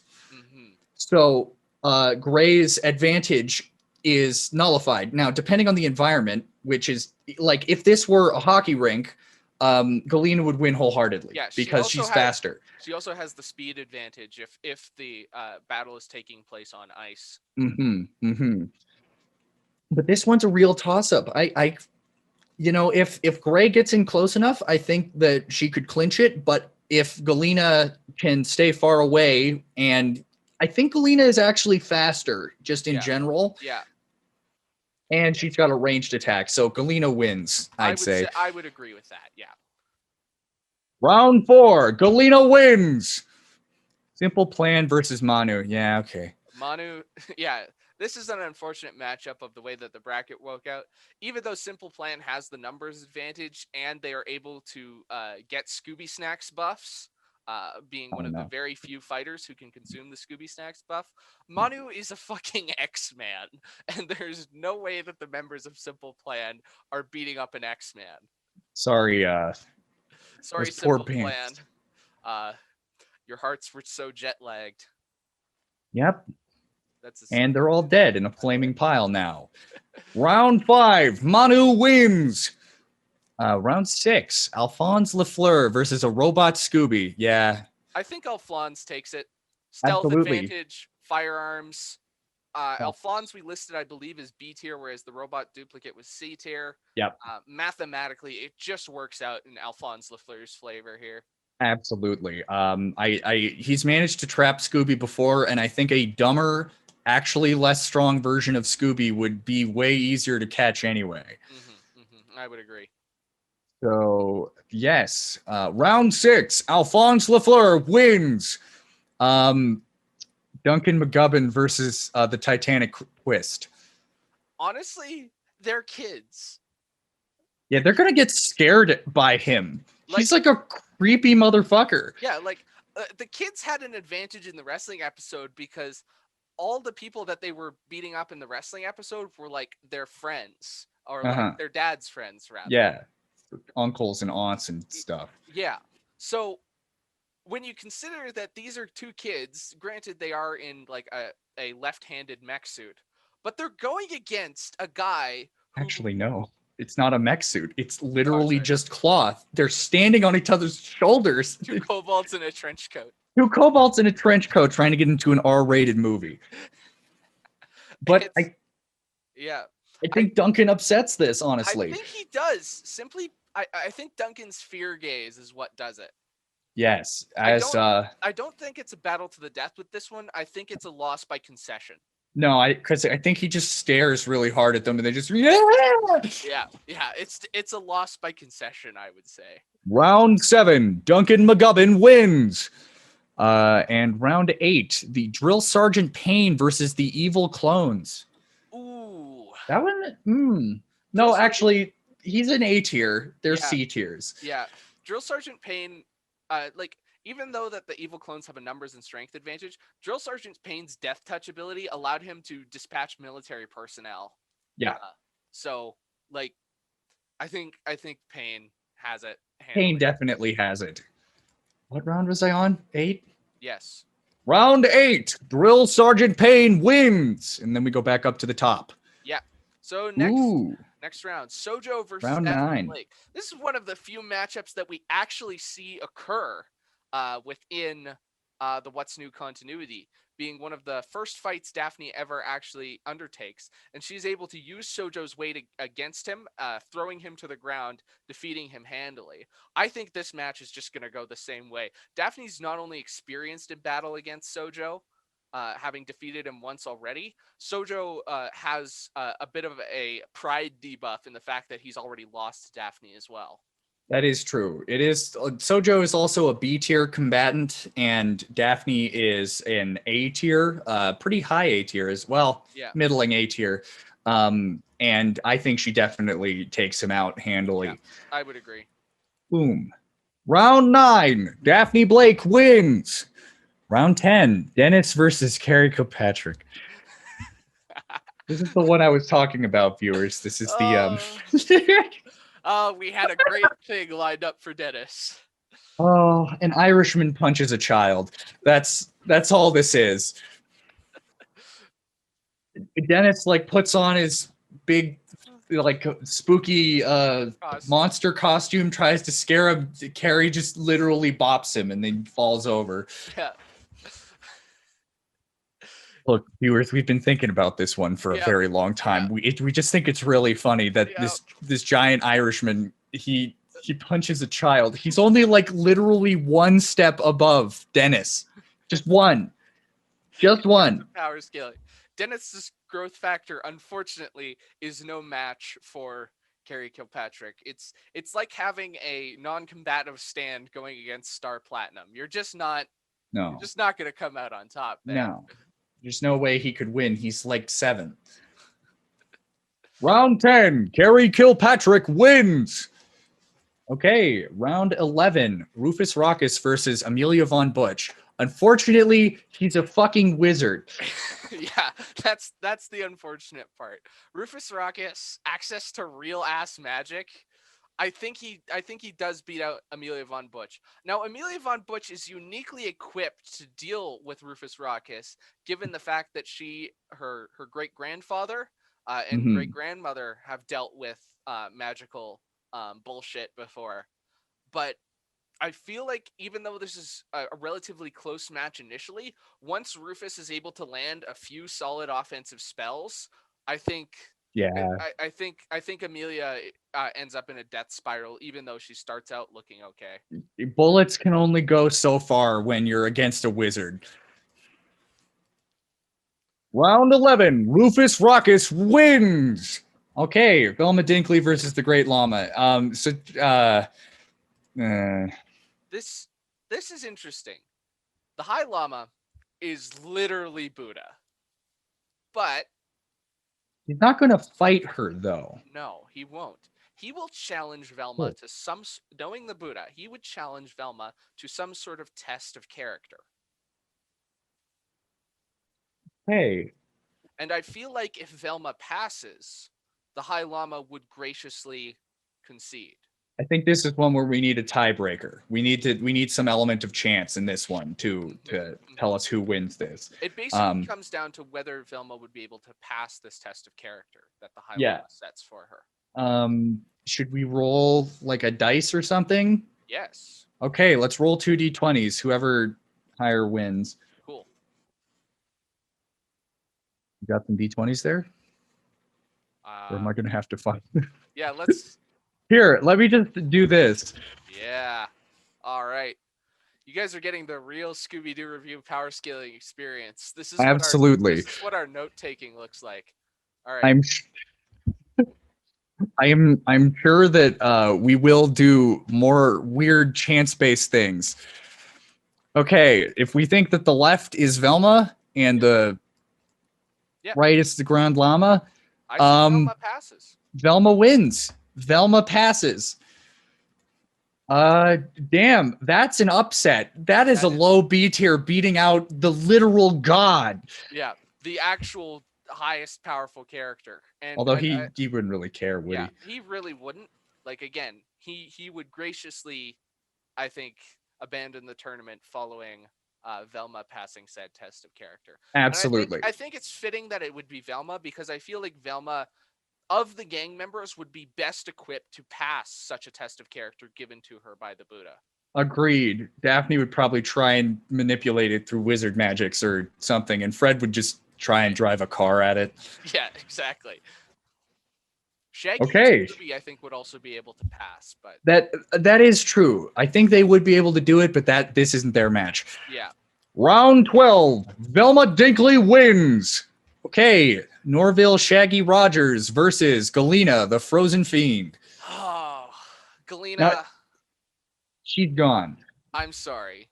Shaggy, like, even without access to the Sword of Fate, Shaggy's capabilities are, especially when buffed with Scooby snacks, like it's no contest. It's no contest. Yeah. He's got the speed advantage. He's got the mobility advantage. If he has access to the Sword of Fate, he has the offensive advantage as well. Got everything. Like, yeah. It's the whole package. Yeah. Round 13, Norville Shaggy Rogers wins. Round 14, Melbourne O'Reilly versus Professor Higginson. Now, this is an interesting mashup because I think Melbourne is smart enough, or at least resourceful enough, rather, to figure out Professor Higginson's weakness being. Well, then it depends on the environment. Yeah, and that would depend on environment. But at the same time, Professor Higginson's battle armor is capable enough that I think by the time that Melbourne figures out the weakness, the match would be close to over. Like I think Professor Higginson would be close to ending the match unless I Melbourne agree. is Unless it's environmental advantage, I think. yeah, yeah. I think Higginson Yeah, has it. absent of any environmental advantage, assuming Melbourne just has like road flares on his person, or whatever, because he's like an adventurer, I guess. You carry around 50 feet of rope and like, I don't know, a month's worth of rations. Yeah, yeah, exactly. Just assuming what Melbourne has in his bag, I don't know if he'd be able to throw something together as a weakness weapon fast enough to counter Professor Higginson's offense. I don't think he would have enough to actually beat him out, honestly. Yeah. Professor Higginson wins. Round 14, Professor Higginson wins. Ooh. Round 15.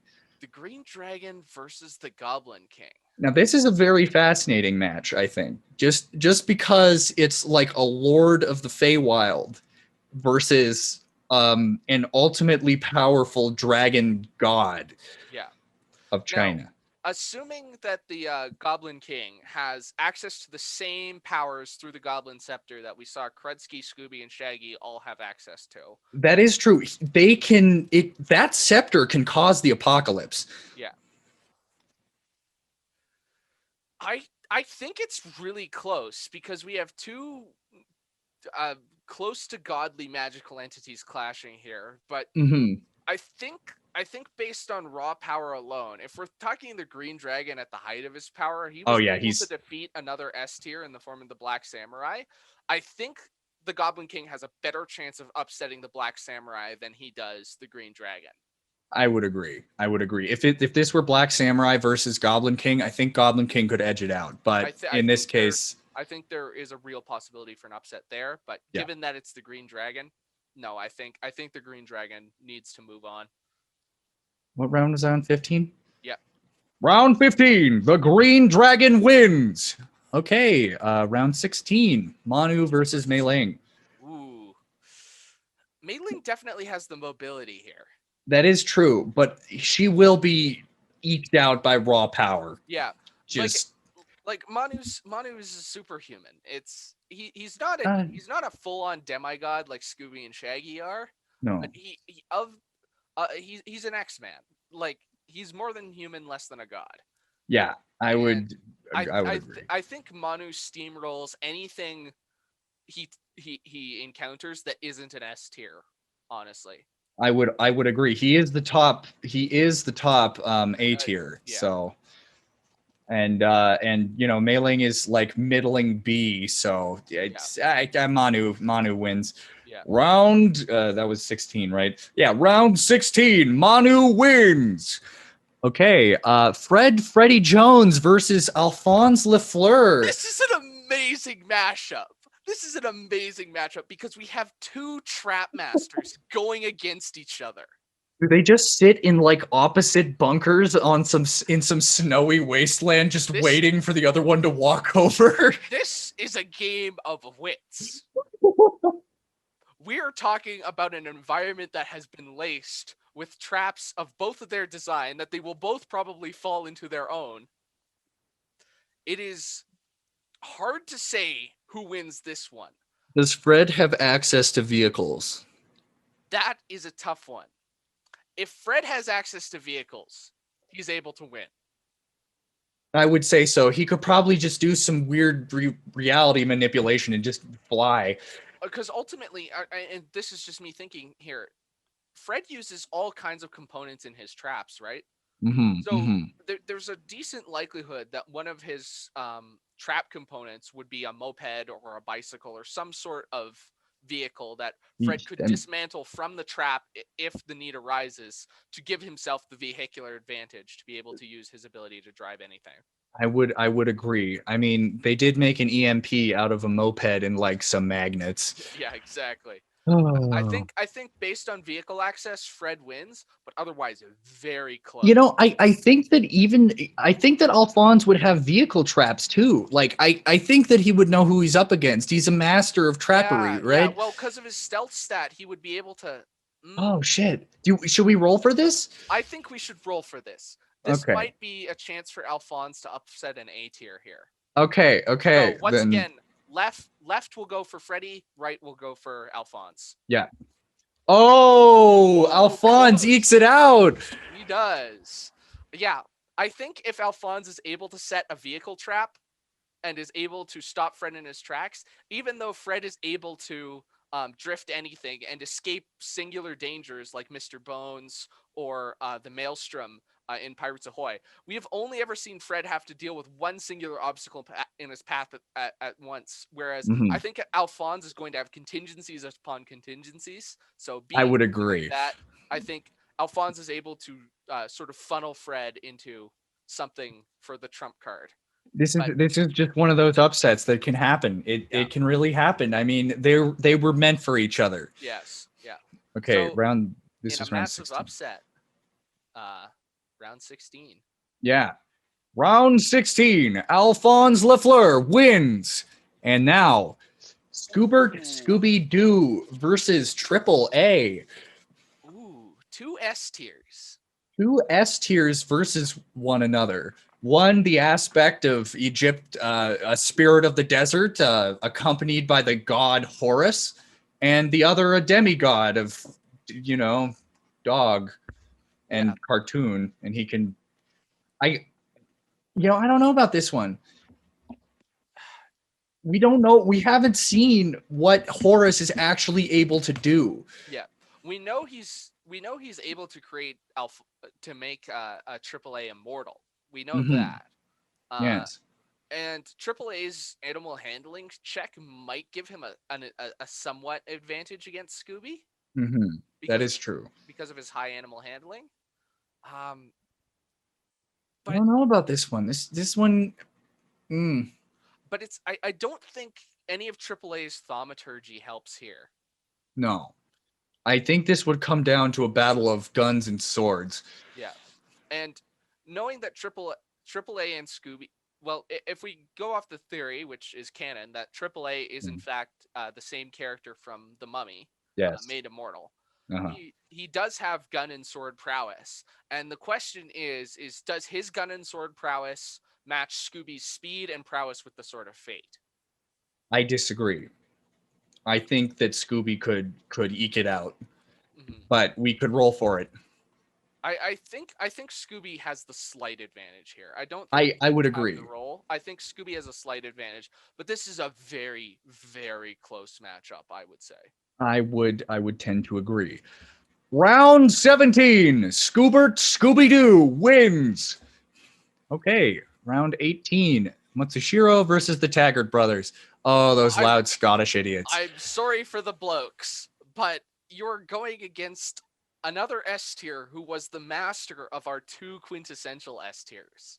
Absolutely. You're just going to lose. And even if you have the power of the Loch Ness Monster being wood and cloth, he could just cut through that with his sword. Yeah, like he's Virgil from Devil May Cry or some shit. Yeah. Matsuhiro wins. Round 17. Matsuhiro wins. Next up, Duncan McGubbin versus Ramayam. There's no way that hypnosis is working on him. No. There's no way. He can't even see. He the literally lazy eye in the fear gaze. No. Ramayam's one attack is not going to get off on Duncan McGubbin. I have a very good feeling that Ramayam is going to end up beat up in a gutter with cane marks, marking skull fractures by his occipital. Yeah, Ramayam's a fucking dirty hippie. He's not a salty Scottish man who spent. You've got the wrong one selected right now, by the way. Oh, I do. I'm a fool. Yeah. Round 18. Duncan McGubbin wins. Yes. Okay, next up, the Coral Monster versus Drill Sergeant Payne. Ooh.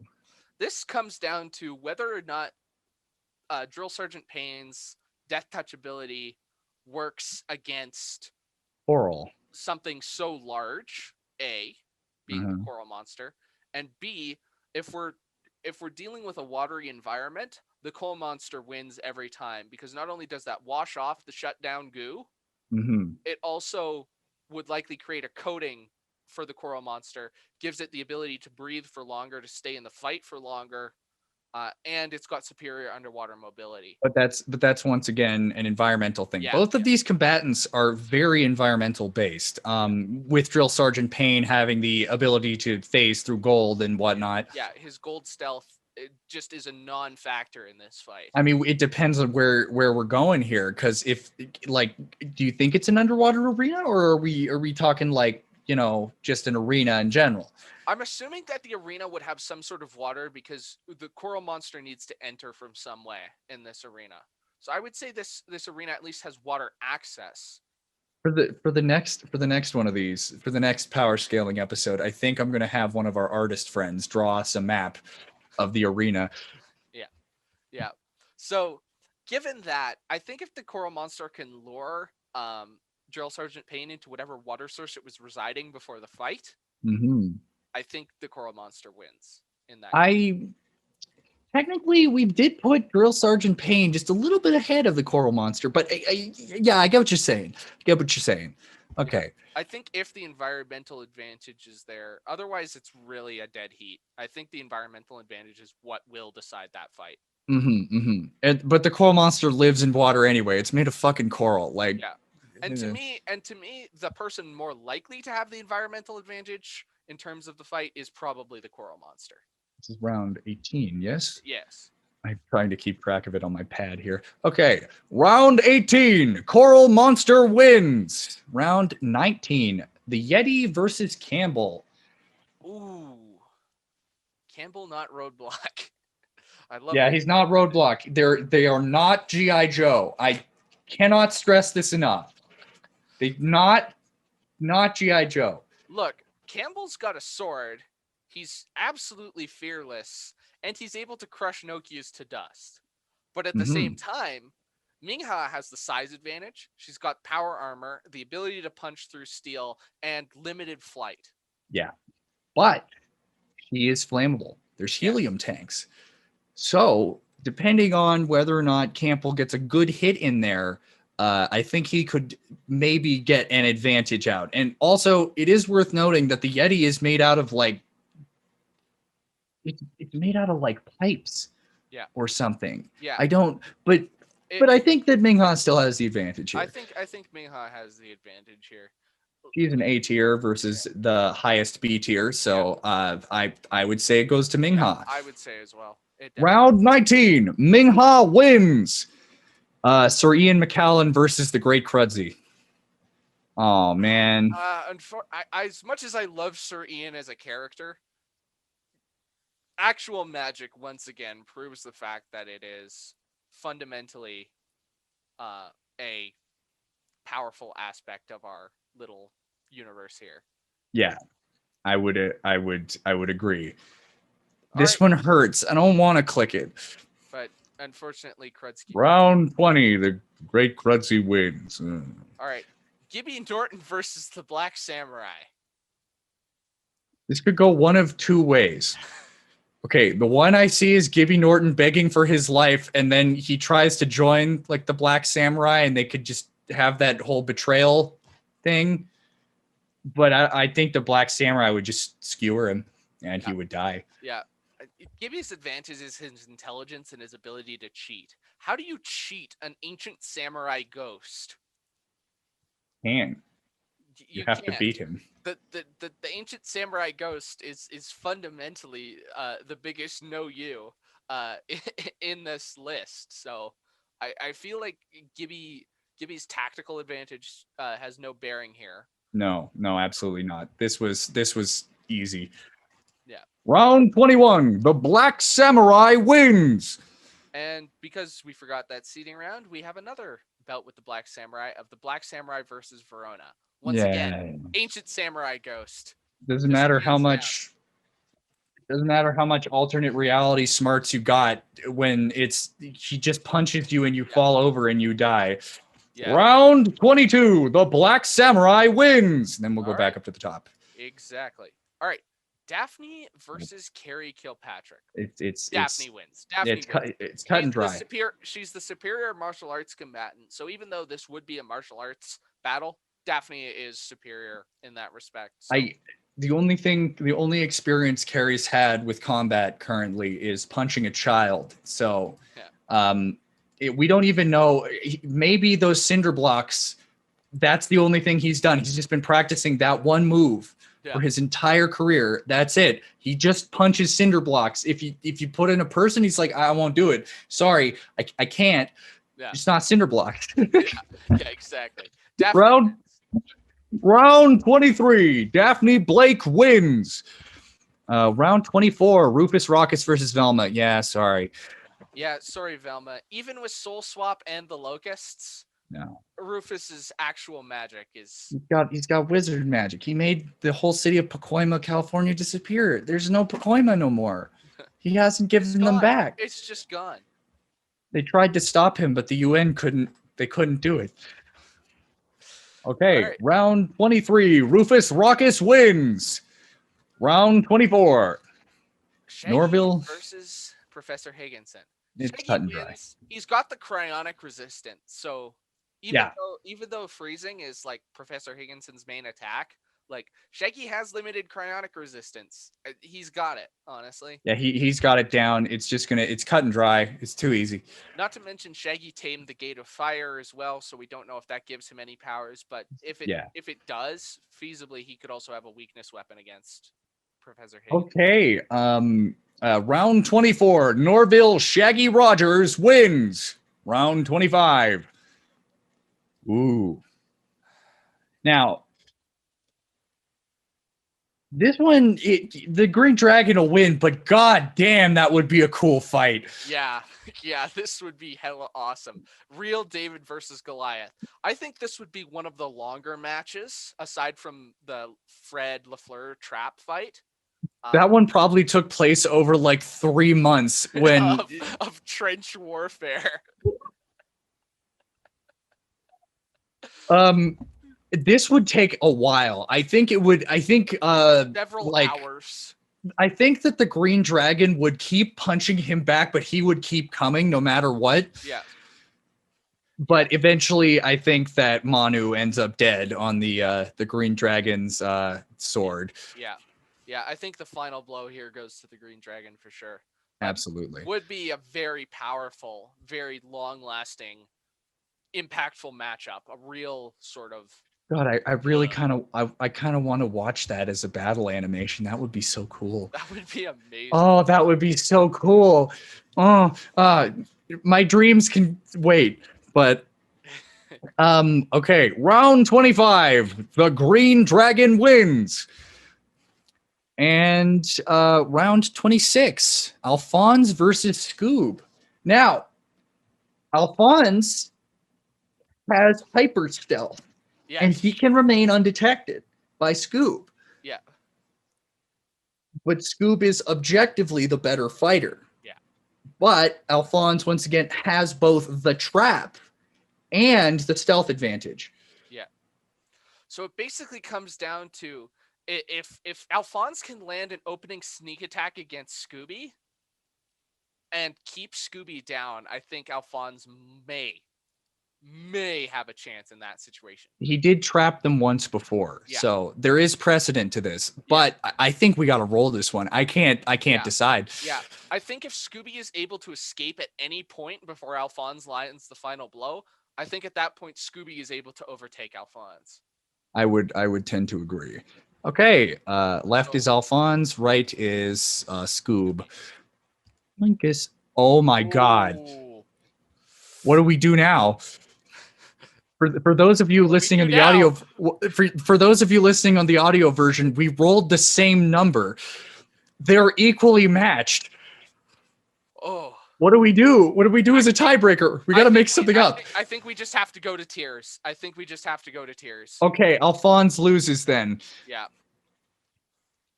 Oh man, I am down for even more complex, stupid tie-breaking stuff. Yeah. Round 26, Scooby Doo wins. Yeah.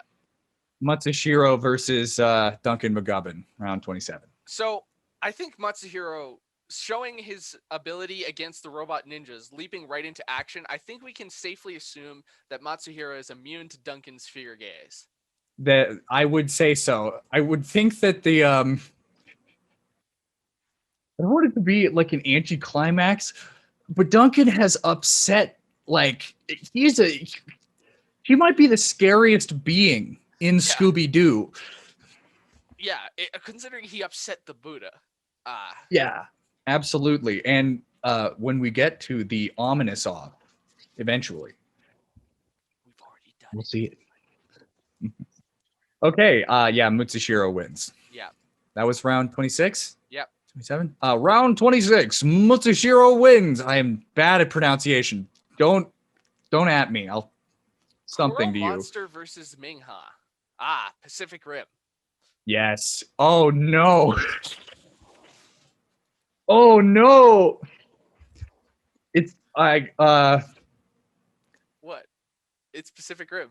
it is Pacific Rim. Technically, Mingha is below the coral monster, but she has ice. She's attuned to ice, which Yeah. negates the coral monster's home field advantage. Yeah. Additionally, Mingha is able to punch through steel, which the coral monster is made out of a limestone skeleton, and limestone isn't as strong as steel. So It is as much as steel. I think Mingha does it here. I think I would tend to agree. Yeah, this one is all about the environment again. If Ming-Ha were just to be teleported into the water, the coral monster wins, but that's not what's happening here. Yeah, exactly. If we imagine that all the fighters are standing on equal ground and then they can move about the arena how they wish. Yeah. The cleanup for Fred and Alphonse's took a really, really long time. Yeah. All right. All right, round 27. Ming-Ha wins. And the Great Krudsey versus the Black Samurai.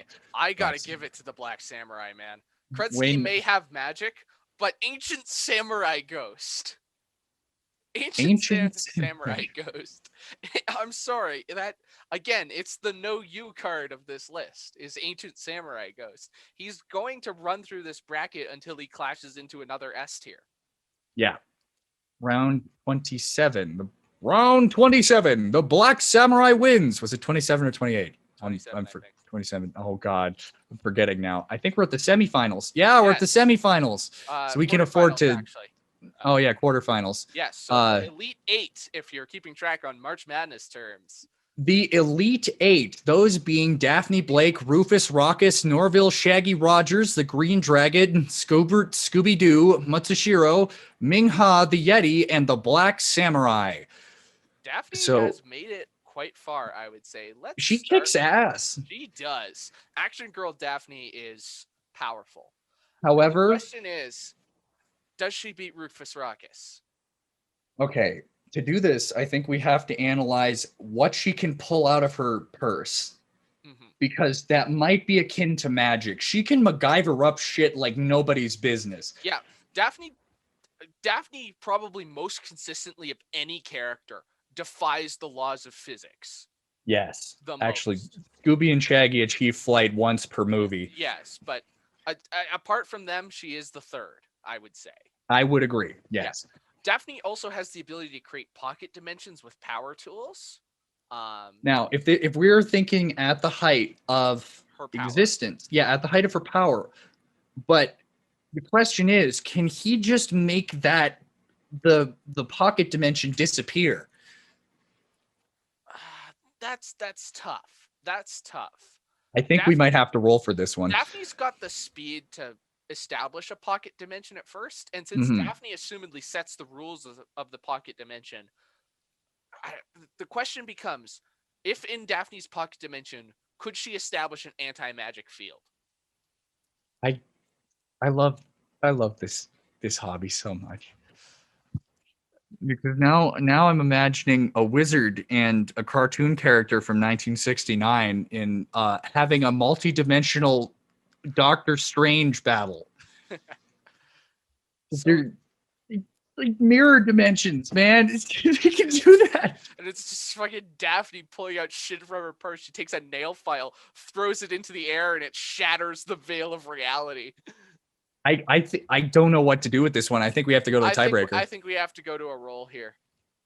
Oh, Rufus Rockus wins. Yeah.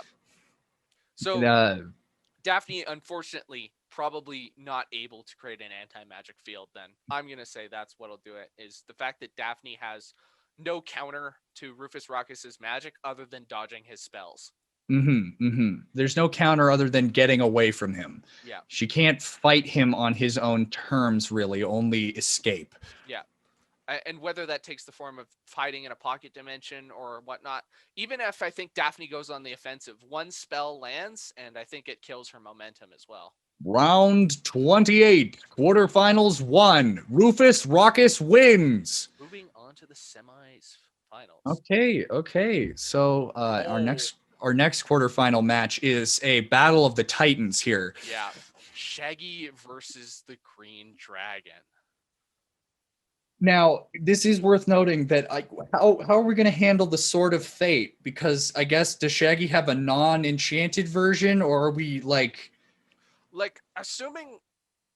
Okay, so I'm assuming the flavor of this is the entity has gathered all of these characters at the height of their power through dimensional shenanigans. So we're talking about the young Green Dragon that we see in the prologue and in the lore, as well as Shaggy with access to the old Green Dragon, the empowered Sword of Fate, and Ultra Instinct. Okay, in that case, this is a battle for.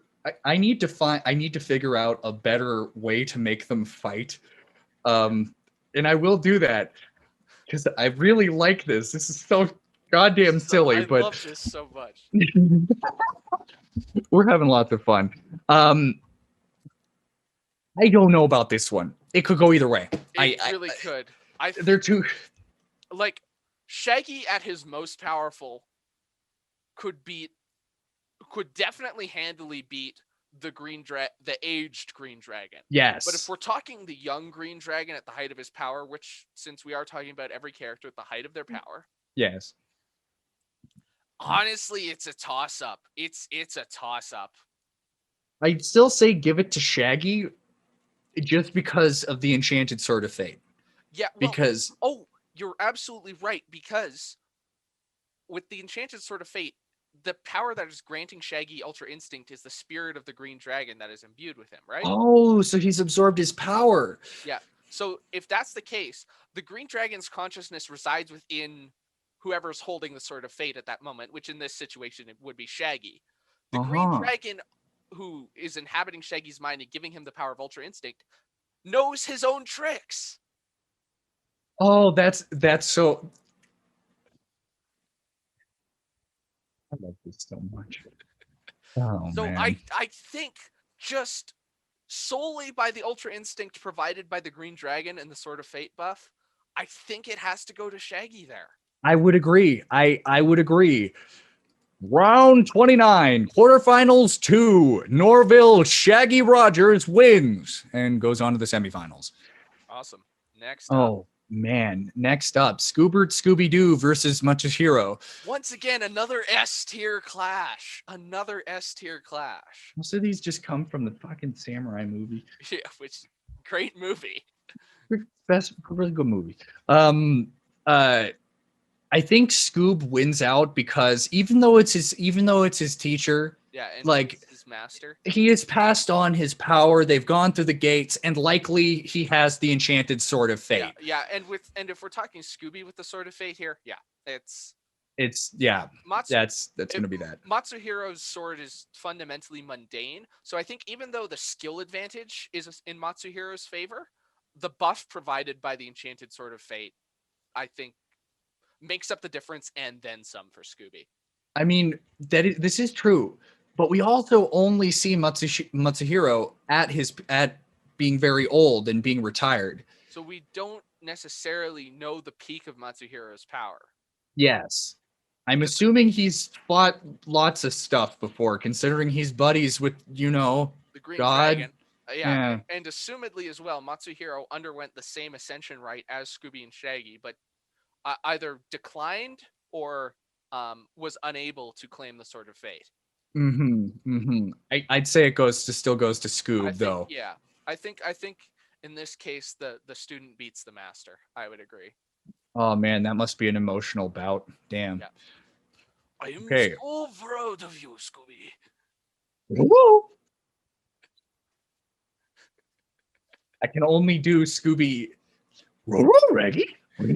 Oh, damn it! That laugh is so hard. Yeah. Reggie. Mhm. All right. Okay, round 29, quarterfinals 3. Scoobert Scooby Doo wins. Ming-Ha the Yeti versus the Black Samurai. Yeah. Yeah. Once again, Ancient Samurai Ghost. He's gonna sweep the bracket on his side. Yeah. Round 31, quarterfinals 4. The Black Samurai wins. We are now in the semifinals. Only 4 remain. Who are our last 4 fighters, Pen? Rufus Rockus, Norville Shaggy Rogers, Scoobert Scooby Doo, and the Black Samurai. We know how this is going to go, I feel. Yeah, I feel like we do as well. Brothers must fight. Yeah. Uh, Shaggy beats Rufus. Yes. Like, even though Rufus has magic access, we're still talking about an S tier versus an A tier here. Shaggy has the speed and power to outrun Rufus's spells. Shaggy has hypnosis resistance, so if Rufus attempts any mind control magic, he beats up Shaggy. He can travel dimensions, so he can't even vanish him. Yeah, so he can't be vanished. Shaggy just has the abilities that a lot of the other fighters didn't to counter Rufus's magical onslaught. Absolutely. He wins out handily, I feel. I feel like Rufus is like vanishing him repeatedly and he just keeps walking through gates. Yeah. Okay. Back into the corporeal realm from whenever he came.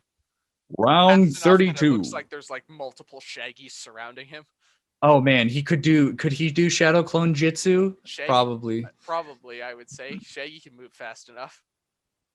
Screw it, whatever. Round 32, semifinal 1.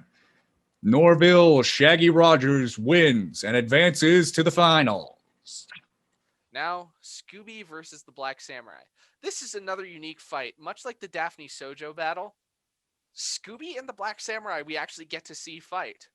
Yeah, and Scooby wins out due to the power of friendship and an empty mind. Yeah, And the Sword of Fate, the enchanted Sword of Fate, cutting through.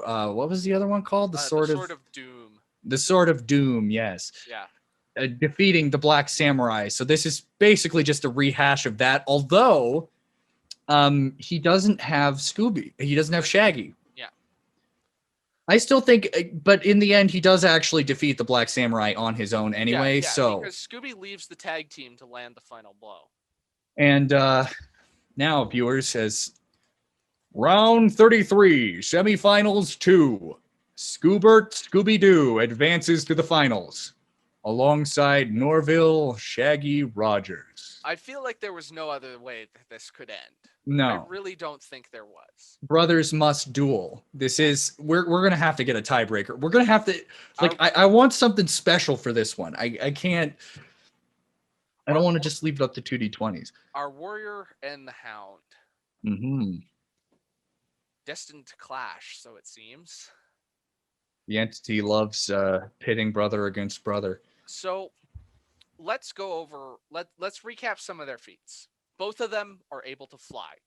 Yeah. Scooby has higher durability with cartoon logic, but Shaggy, as shown more often throughout the series, has superior strength and offensive capabilities, despite Scooby having better sword skills. Mm-hmm. Assuming they both have the Sword of Fate equally. Yes, absolutely. That's what I was about to say. Either that or the Sword of Fate is removed from the equation and it is simply a battle of fisticuffs. Either way, they need to be even footing. Giving one of them the Sword of Fate and not the other that'll tips the balance of this match. So either they both have it or neither of them do. I'd say they both have it. Yeah. So assuming they both have it, they both have access to Ultra Instinct, they both have the Green Dragon. The Sword of Fates are equally strong. Scooby does have the higher sword skill, but again, Shaggy's better mobility, slightly higher intelligence. They both have sumo mode. Yeah. So they could really just pinball around. Yeah. Oh, this is a hard one. I I feel like Shaggy achieves flight slightly more times than Scooby-Doo. I could be incorrect with that, but I feel like Shaggy's flight ability might be either longer or more reliable than Scooby, so that might give Shaggy the mobility advantage. Indeed, because during the fight with the Black Samurai, Shaggy's on the bottom, providing the mobility for the tag team more than Scooby is, meaning that Shaggy is probably the more mobile of the two of them. Oh, damn. So I think Scooby might win then. I think if he has superior sword skills. Now, speed is very good. Speed is one of the most one of our better stats. But I think that the superior sword skill just beats out Shaggy. Although I might be wrong. The clash, this probably just blows up the whole arena. There's not even anything left. They're just fucking slashing in the void. Yeah. Because they're the titanic power of their hits. Yeah, it's wow. Yeah. We must all on this day be thankful for the entity that we may watch or at least theorize about. I think the tiebreaker. So to me, it comes down to two factors that I think are X cards in this match, which is Scooby's superior swordsmanship and Shaggy's superior intelligence and tactics. Oh,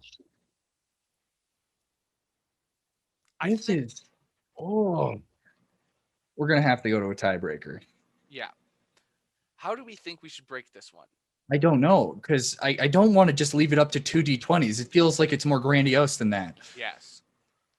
So, Penn, let's think back over the What's New era, do a small little retrospective in our minds. Okay.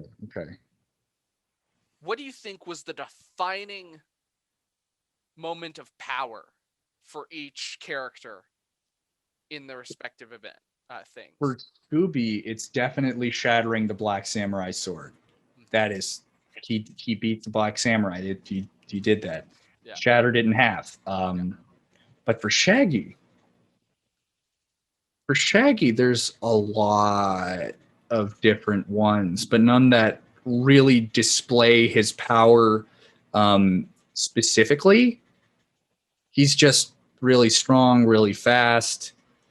I will say Shaggy has also acquired some more buffs compared to Scooby as well. Like Shaggy, that is true. Shaggy is imbued with the spirit of communism. He's imbued with the Amulet of the Centaur. He's got the Token of Love. He's got, and they both can get Scooby Snack buffs, which is the most powerful buff in the game. Yeah. It's really a toss-up, but for me, it basically comes down to, do we think that those many small moments of power scaling for Shaggy add up to something as definitive as Scooby's coup de grace against the Black Samurai? I would say so. I think Shaggy, you've changed my mind. I think Shaggy does win it out. As, of course, the definitive demigod of all of Scooby canon, Norville Shaggy Rogers wins the Tournament of Champions, and the entity tries to make him cease to be, but can't. Yeah. I think that's it. I think Shaggy does win. At the bitter end, both combatants bloodied and near the fall of the end of it. I think Shaggy wins simply because Shaggy is able at the very end to formulate some sort of finishing move against Scooby as Scooby pants, trying to figure out how he's going to land a final blow. I think Shaggy's quicker thinking will just allow him to strike first in that final clash of who draws first after the bitter end. I would really love to see this fight in some sort of animatic. Oh man, that's a dream, but a dream that will escape me. So, okay. The tournament is over. Shaggy has won. He is our first, I would say annual, but I don't know how long these things are going to take. So he is our first power scaling champion. Yep. The season 1 winner. the most Season powerful 1 winner. character of possibly the most powerful character in the What's New era, Shaggy Rogers. Thank you everyone for watching and enjoying the first season of the Scooby-Doo review. It has been a hell of a journey. Join us in 2 weeks from now as we deal with our spring cleaning episode to cover everything we miss. And then we will begin after that our next era of Scoob, where we tackle the Scooby-Doo show from the 70s. Pen, Yep. would you like to sign us off? Okay, everybody. Let me get the thing. I don't have it. I'm a silly. I'll cut that. I know. Just don't move. Don't move. Oh, crap. Where is it? There it is. I'm sorry. It's been a while. It feels like it's been a while since we've done this. Okay. So, as this is our final episode of the season, we should do a review of our scorecard. We had one Scrappy Doo, and that was the Scrappy Doo that was in The Goblin King. He showed up as a plushie. We're going to have a lot more of those soon. A lot more. And I will be tracking every time he shows up in an episode and not, yeah. We had 5 instances of Tom Kenny, which will decrease as we go back to the 1980s. But as we go into the more modern incarnations, there will be more Tom Kenny. There will be. He's everywhere. He's everyone. And the gang committed 3 counts of basically causing a lot of destruction and not being very nice. They blew up the Sphinx. They caused chaos in Tokyo, and they were trying to evade the police. And then the other one that I can't remember. Velma blacked out Tokyo. It seems Right. like the gang in Japan don't mix very well. No, they don't have a good time with Japan. If all of you enjoy our podcast, we put a lot of work into this. A lot of things I had to do to get this working, right? If you enjoy our podcast and you would like to contact us or just want to see what we're doing, follow us on Twitter at do_review or email us at the scoobydooreview@gmail.com or follow Zerk on his Twitter. At Zerk M. Hunter. The H is not capitalized. I talk about Fire Emblem, sometimes Scooby-Doo, but most of the times I just retweet fan art. So if you think that's something you'd be interested in, please follow me on Twitter as well. Follow him. He's great. He's a guy. He does stuff. And that's the episode, everybody. Thanks for listening. And remember, we wouldn't have a podcast without those meddling kids and their dumb dog. Thanks, everybody. Bye. And we'll see you in 2 weeks. See you guys.